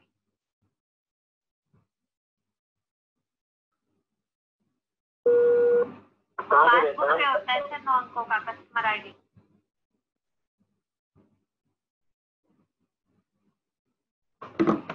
आपने देखा कि वो अटेम्प्ट करता है और उसमें एक बार कस्टमर केयर वाला धोखा खाता है, उसको बैलेंस बता देता है और लास्ट चेक जो यूज हुआ है वो बता देता है। अब उसके पास चेक नंबर अगला डालने का और अमाउंट भरने का अवसर आ जाता है और इस तरह से फ्रॉड हो जाता है। ये जो फ्रॉड हुआ और बड़े स्केल पर दिल्ली में कम से कम 10 फर्मों को के साथ फ्रॉड हमने वर्कआउट किया, तो हमने आरबीआई को एक पत्र लिखा। पत्र में हमने क्या लिखा, मतलब गवर्नमेंट के माध्यम से फाइनेंस सेक्रेटरी भारत सरकार और वहां से आरबीआई को गया। हमने परसों किया, मैं गया वहां पर, डिप्टी गवर्नर मिस्टर खान थे, उनसे मिला। तो एक सर्कुलर रिजर्व बैंक ने किया जिसमें उन्होंने कहा कि केवल रजिस्टर्ड मोबाइल से ही खाते का डिटेल दिया जाएगा, आप रेंडमली आप किसी फोन से कीजिए तो आपको नहीं मिलेगा। और दूसरा एक बहुत बड़ा परिवर्तन हुआ कि आप सब लोग जानते होंगे कि चेकबुक जो आपको मिलती है 50 लीफ की, 100 लीफ की, वो नॉर्मली 1 से 50 या 1 से 100 तक होती है। हमने वहां सजेस्ट किया था कि ये चेकबुक रैंडम होनी चाहिए, आदमी गेस न कर पाए, बल्कि चेकबुक के अंदर का नंबर भी रैंडम होना चाहिए। एक मैं आपको चेकबुक दिखा रहा हूँ, देखिए ये हमारा ट्रस्ट है, उसकी चेकबुक है, नया आया है बंडल, और इसका जो पहला चेक है आप देखिए ये आ रहा होगा, तो ये 41 से शुरू हो रहा है, 0 से नहीं शुरू हो रहा, 412941 से शुरू हो रहा है। that's right. हम तो आगे चाहते हैं कि ये 41 के बाद 42 भी ना हो, इसके बाद पता चला कि ये 65 आ जाए। इस लीफ के जो 100 लीफ हैं वो इसमें रैंडमली लगे हों, तो फ्रॉडस्टर को ये नहीं मालूम पड़ पाएगा कि अगर उसके हाथ में जो हमारी फर्म का एक चेक है, मान लीजिए 35 नंबर का, तो आगे 36 आएगा कि 11 आएगा कि 16 आएगा, ये मालूम नहीं पड़ेगा। इस पर भी आरबीआई काम कर रही है और जल्दी इस सेंस का भी, ये जब निकल आया तो हमने पत्राचार किया, वो भी आएगा। तो एक सिस्टमेटिक चेंज हुआ, एक सिस्टम में चेंज हुआ। मेरे पास बहुत से एनेक्डोट हैं, समय कम पड़ जाता है ऐसी रोचक वार्ताओं में। मैं अब आता हूं, आपके 2 प्रश्न आपके दिमाग में उठ रहे होंगे कि इन सब से कैसे बचें और अगर फंसी जाते हैं तो क्या करें। मैं अब उसका उत्तर अगले 10 मिनट में देता हूं। और इसके बचाव के अलग अलग प्लेटफॉर्म पर अलग अलग उपाय हैं। तो हमने जो कॉमन प्लेटफॉर्म्स हैं उनको चुन लिया है, 4-5 प्लेटफॉर्म्स को।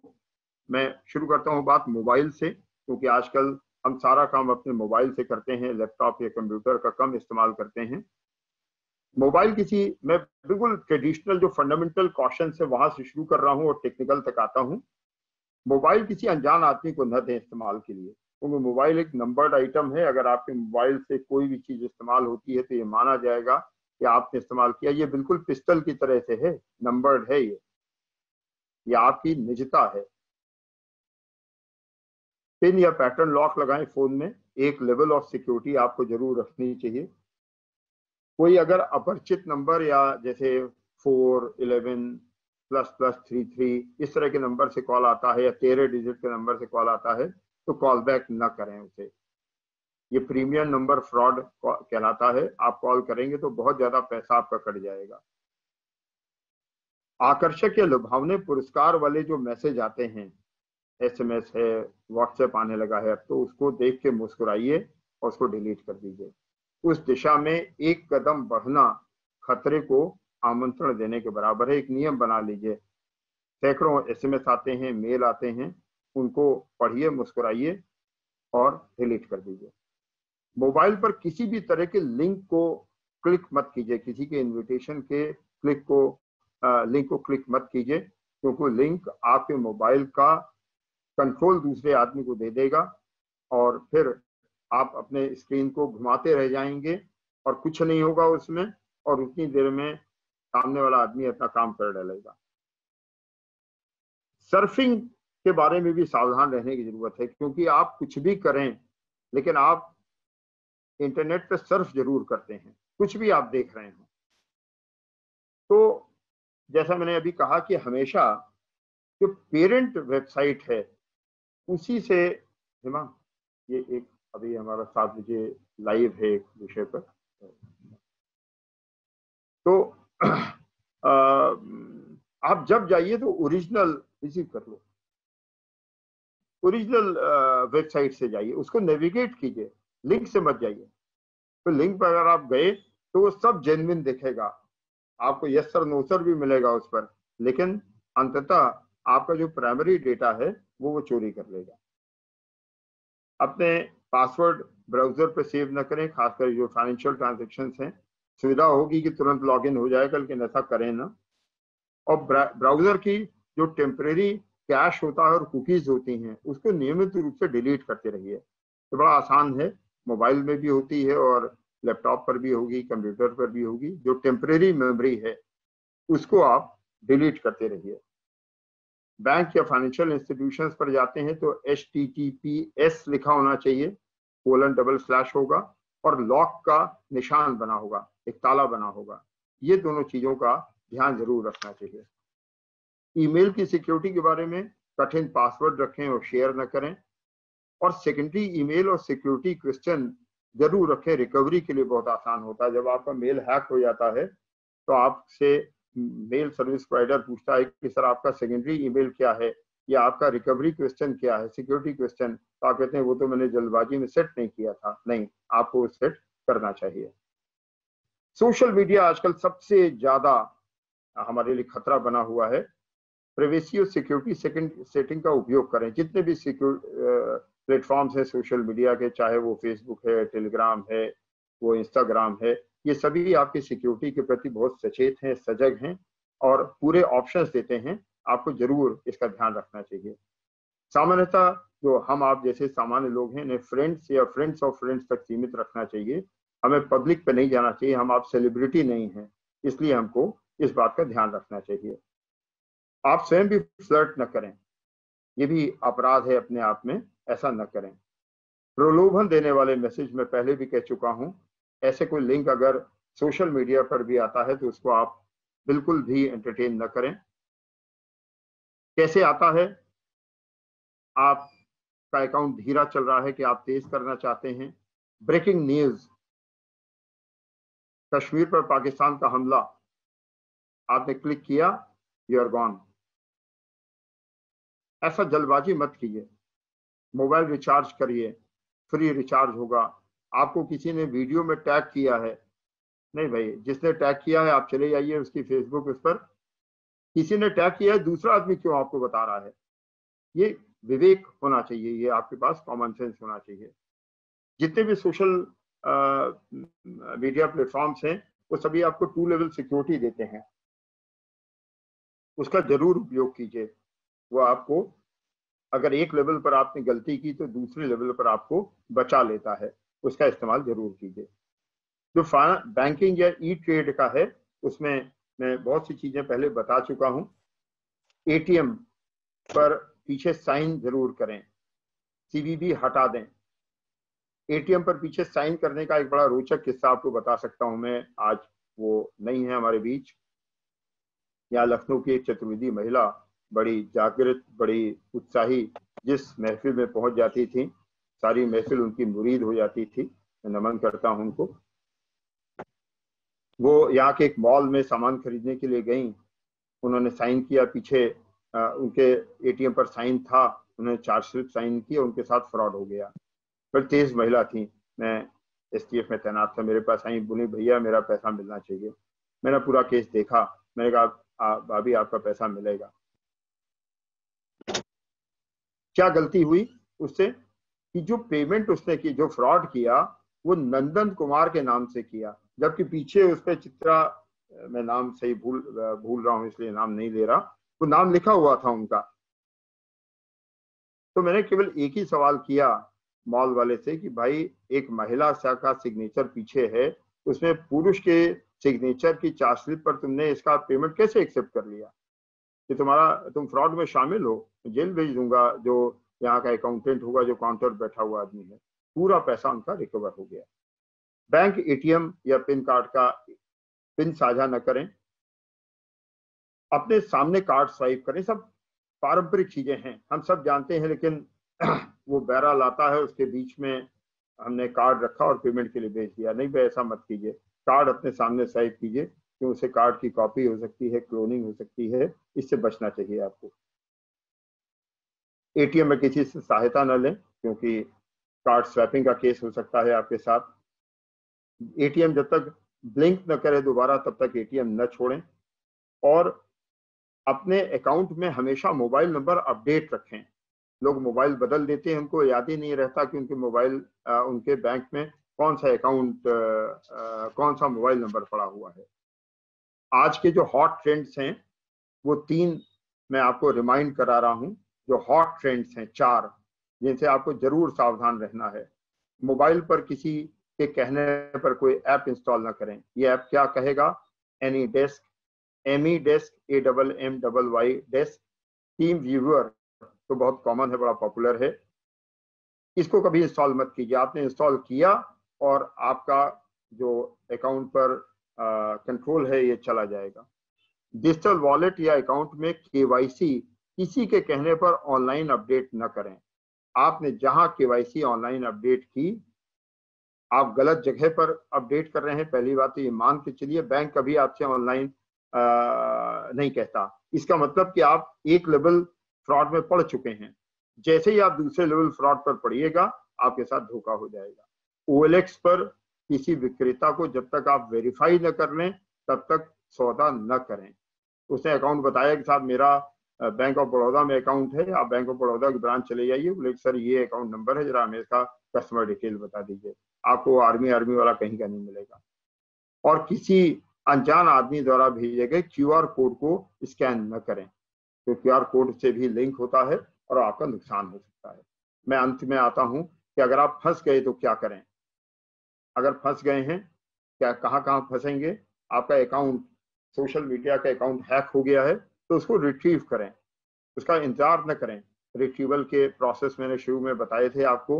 रिपोर्ट अब्यूज कराएं, पुलिस को बताएं और स्वयं प्रयास करें। अगर आपका सेकेंडरी मेल बना हुआ है, वो आपसे पूछेगा कि लास्ट 3 ट्रांजेक्शन आपने किसके साथ किए, सबसे ज्यादा ट्रांजेक्शन आप किसके साथ करते हैं। इस तरह के सवाल करेगा, जो आप अगर उपयोग करता हैं तो आप बता ले जाएंगे।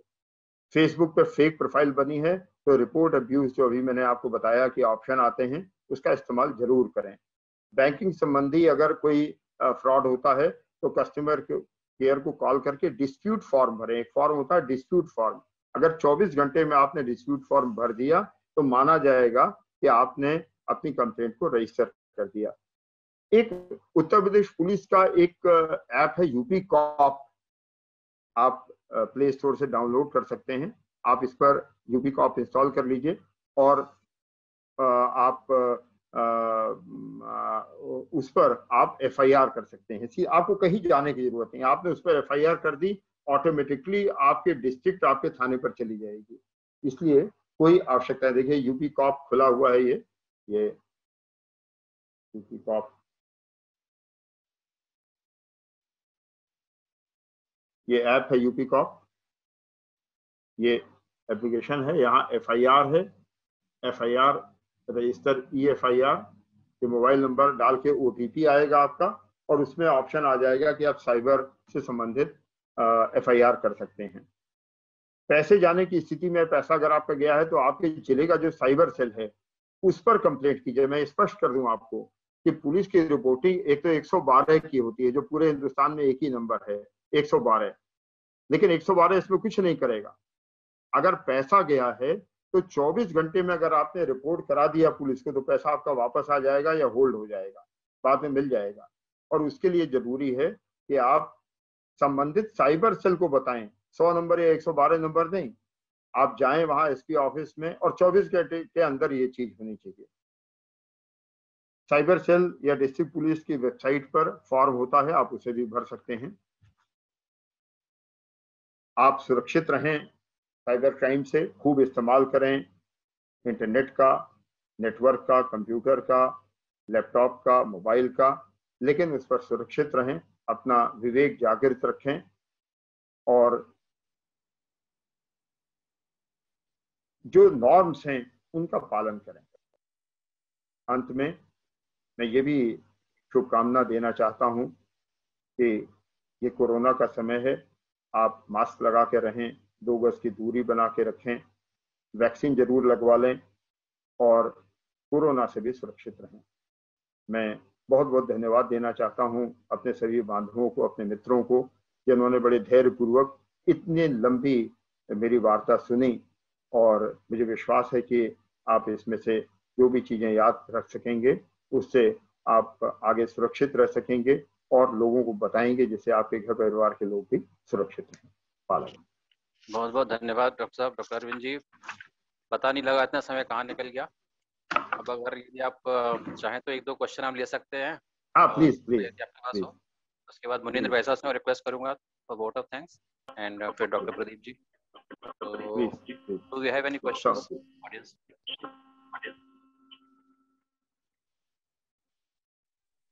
अरविंद जी, तब तक मैं क्वेश्चन कर लेता हूँ। हाँ प्लीज प्लीज। एक रैंसमवेयर और बिटकॉइन पेमेंट, इसके काफी इंडस्ट्री परेशान रही है कि आपका सारा डाटा लॉक हो गया, रैंसमवेयर ने, वायरस ने आके कर दिया, फिर बोला बिटकॉइन से आप पेमेंट करिए, तो कोई ट्रेस नहीं है, कहीं नहीं है और आपकी कंपनी एकदम स्टैंड स्टिल पे आ जाती है। तो इसका कोई तोड़ है क्या? ये कठिन परिस्थिति है और मैंने कहा कि ये भी तभी होता है जब आप किसी ट्रैप में फंसते हैं। मैंने इसका उदाहरण इसलिए नहीं लिया क्योंकि बिटकॉइन इंडिया में इलीगल है और अभी इसका कोई फुल प्रूफ सोल्यूशन नहीं मिल पाया है। इसके लिए आपको ज्यादा सुरक्षित रहने की जरूरत है। हम कोई ऐसा काम न करें, हम कोई ऐसी वल्नरेबिलिटी न छोड़ें जिससे कि कोई आदमी हमको ब्लैकमेल कर सके, रैंसमवेयर तक हमें ले जा सके। यद्यपि अब जो ओनियन स्ट्रक्चर है डार्क वेब का, उसमें हम बहुत सी चीजें डिग कर पा रहे हैं। इसकी सबसे बड़ी लिमिटेशन क्या है, जो सवाल आपने पूछा मैं श्रोताओं को बता दूं। जो ज्ञानेंद्र जी ने सवाल पूछा वो डार्क वेब, आपने नाम सुना होगा कि हम ऐसा नेटवर्क बनाते हैं, इतना कॉम्प्लिकेटेड नेटवर्क होता है जिसको ओनियन स्ट्रक्चर कहते हैं, जैसे प्याज पे परत दर परत होती है, उस तरह का नेटवर्क होता है। इसलिए हम सर्वर तक नहीं पहुंचते। आप अभी आजकल बहस देख रहे होंगे कि व्हाट्सएप पे दबाव पड़ रहा है, ट्विटर पे दबाव पड़ रहा है। इनका सर्वर एक जगह रखा हुआ है, हम इसका डेटा निकालना चाहते हैं, लेकिन अगर यही डेटा मल्टीपल चैनल्स में चला जाए तो कहाँ से एमिनेट हुआ ये मालूम नहीं पड़ पाता। और इसका प्रयोग तमाम इलीगल एक्टिविटीज के लिए हो रहा है, लीगल के लिए भी हो रहा है, लेकिन बहुत सी इलीगल एक्टिविटीज के लिए हो रहा है। ये जरूर एक समस्या है जिसका अभी पुलिस के पास पूरी तरह से समाधान नहीं है। और कोई क्वेश्चन है? डॉक्टर आकाश वासु, आपका क्वेश्चन प्लीज।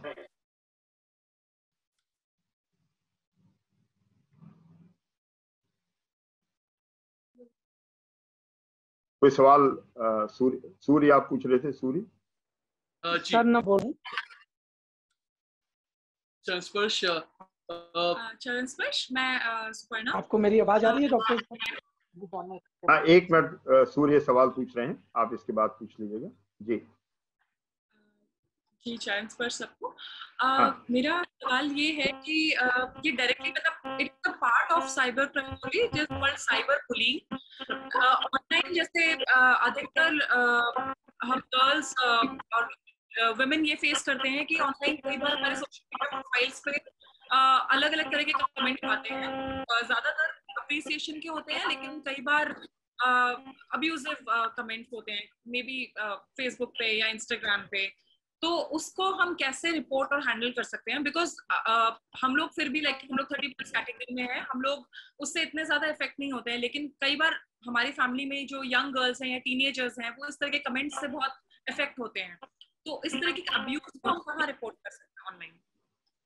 देखिए, टिपिकल ये बुलिंग का केस है जहां पर जैसे कहते हैं कि अनचाहा संपर्क कोई करना चाहता है, अनचाहा कमेंट कर रहा है। इसको मेरा सुझाव है कि जरूर पुलिस में रिपोर्ट करना चाहिए और ये पुलिस के लिए बड़ा आसान है इसको ट्रेस करना। और मैं फिर रीइंफोर्स कर रहा हूं कि जो पुलिस की एक व्यवस्था 112 नंबर की है, 100 नंबर की है, वहां पर साइबर एक्सपर्ट्स नहीं होते। वो सामान्यतः है किसी का एक्सीडेंट हो गया, किसी के यहाँ कोई संदेही आदमी घूम रहा है, कोई शिकायत आप करना चाहते हैं, उसके लिए है। ये जो समस्या आपने बताई, इसके लिए हमारे हर जिले में, उत्तर प्रदेश में तो हर जिले में है ही, और मैं समझता हूं कि बाकी प्रदेशों में भी हर जिले में सेल्स बने हुए हैं जहां आप इस तरह की जब कंप्लेंट देते हैं तो उस पर काम होता है। और हर जिले में ये कॉम्पिटेंस है कि अगर व्हाट्सएप पर या इस पर इंस्टाग्राम पर या फेसबुक पर अगर कोई कमेंट कर रहा है तो उसको हम ट्रेस बैक कर सकते हैं। केवल समस्या इस बात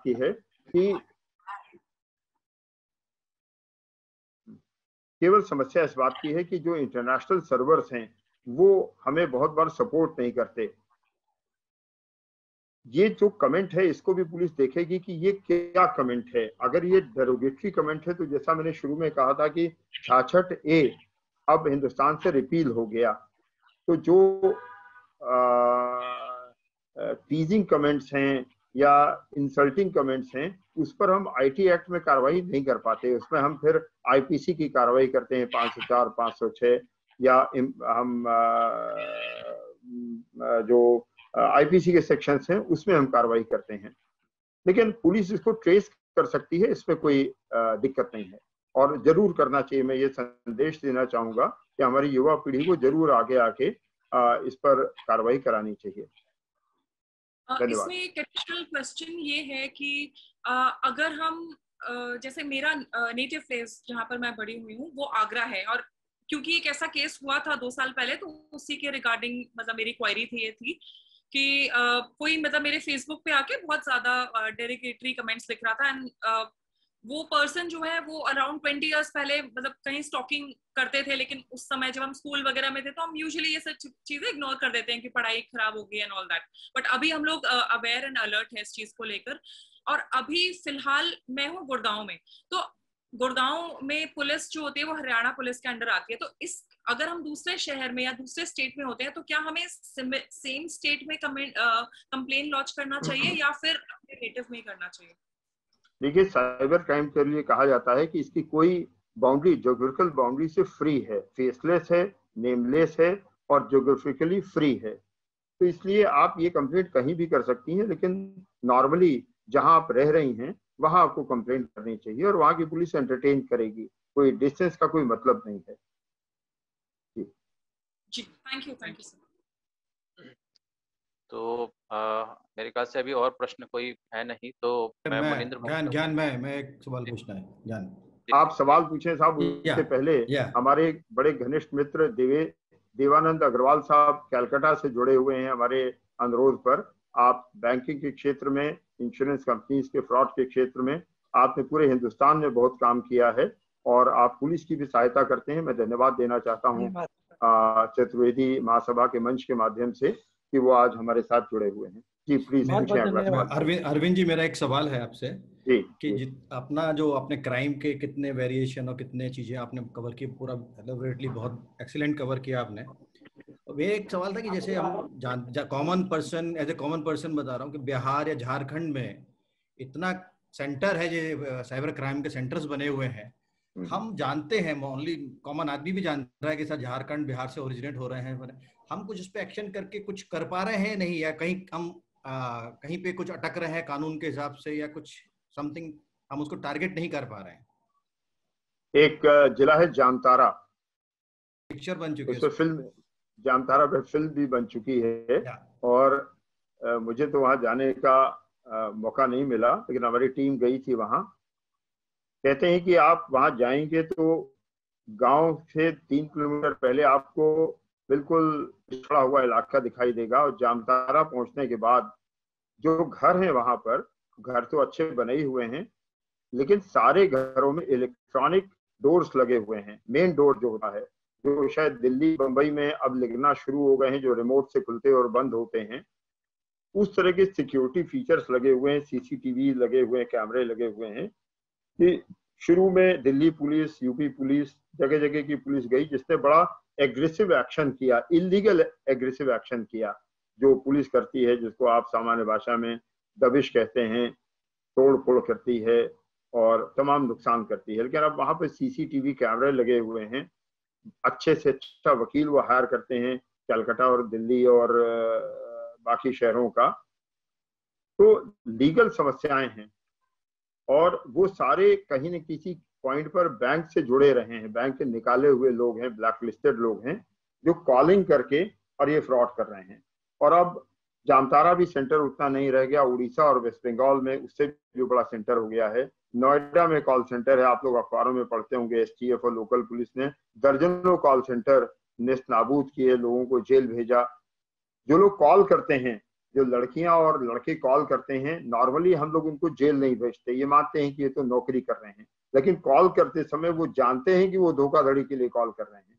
तो ये हमारे समाज की भी एक समस्या है कि हम अनएम्प्लॉयमेंट के कारण और तमाम और कारणों से ऐसे फ्रॉड को नौकरी की तरह से कर रहे हैं और उनकी संख्या इतनी ज्यादा है कि उसे हैंडल करना लॉ एनफोर्समेंट एजेंसी के लिए भी एक बड़ी चुनौती है। Thank you, thank you, thank you. Munin भाई साहब, please comment to the vote of thanks. यही प्रणाम कर रहा हूँ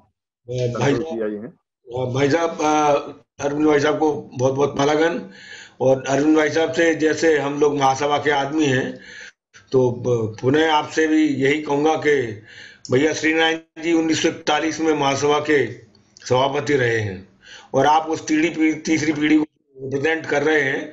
और महासभा से आप जो हम जैसा सम्मान मिल रहा है हम लोगों को आपकी वजह से महासभा को, वो बहुत ही काबिल तारीफ है, शब्दों में बयान नहीं हो सकता। भैया श्रीनारायण जी अपने आप में एक अद्भुत थे, आपके पिताजी भी थे, और आपने भी आज जिस तरह से पूरे अपने सब्जेक्ट को ऐसा कि इस 90 मिनट में ऐसे लोगों को समझाया है, हम समझते हैं कि इससे शॉर्ट में ये सब्जेक्ट समझाया नहीं जा सकता है। तो आपका बहुत बहुत आभार। और अरविंद जी, मैं वैसे अपना परिचय, वो जो वंश गोपाल जी और बालस्वरूप जी और जो थे, मैं उनका भांजा हूँ जो ग्वालियर में रहता, आप ही के परिवार से है। बहुत धन्यवाद आपका। और ये इतना अच्छा लगा कि कैसे कहें, और हम लोग महासभा की ओर से आपको बहुत बहुत धन्यवाद देते हैं। ऋणी है साहब, ऋणी की बात मत करें, आपने अवसर दिया, हम कृतज्ञ हैं आपके प्रति। अरविंद जी, डॉक्टर अरविंद जी, मैं भी आपको बहुत बहुत धन्यवाद देता हूँ कि आपने समय निकाल के महासभा के कहने पे आपने इतना समय दिया और इतना बड़ा एलोरेट तरीके से आपने एक पॉइंट को क्लियर करके समझाया है कि कॉमन आदमी भी इसको समझ लेगा और होपफुली इस ट्रैप में नहीं फंसेगा। बहुत बड़ा है और रिकॉर्ड लोगों ने आज लॉग इन किया है हमारे इस सीरीज में। ज्ञानेंद्र जी को बहुत बहुत बधाई कि इतना बड़ा बढ़िया लेक्चर ऑर्गेनाइज किया। मैं भी उनको धन्यवाद देता हूँ, उन्होंने मुझे अवसर दिया। नहीं, बिल्कुल नहीं, अवसर ये हमारा सौभाग्य है कि आप महासभा के प्लेटफॉर्म पे आके अपने समाज के लिए किया। बहुत बहुत धन्यवाद सर। गौरव की बात है, आपको बुलाया हम लोगों ने, बहुत अच्छा गौरव है सर, महासभा पर ऑनर्ड है। धन्यवाद। एक दूसरा हेड भी पहनते हैं दरअसल, जो कि है employment creation in rural area. इसके लिए हमें दोबारा कभी जब ये फ्री होंगे फिर से बुलाएंगे। ये का एक दूसरा रूप वो है जब ये गाँव में लोगों के साथ मिलकर के कैसे जनरेट कर रहे हैं और ग्रास रूट पर सेल्फ हेल्प ग्रुप बना करके, तो उसके लिए इनकी दोबारा इतना लंबा सेशन लगेगा, उसके लिए भी हमें श्योर एनी टाइम बहुत धन्यवाद आप सभी का जुड़ने के लिए। और अरविंद जी बहुत बहुत धन्यवाद। आप ऐसे ही थैंक यू थैंक यू।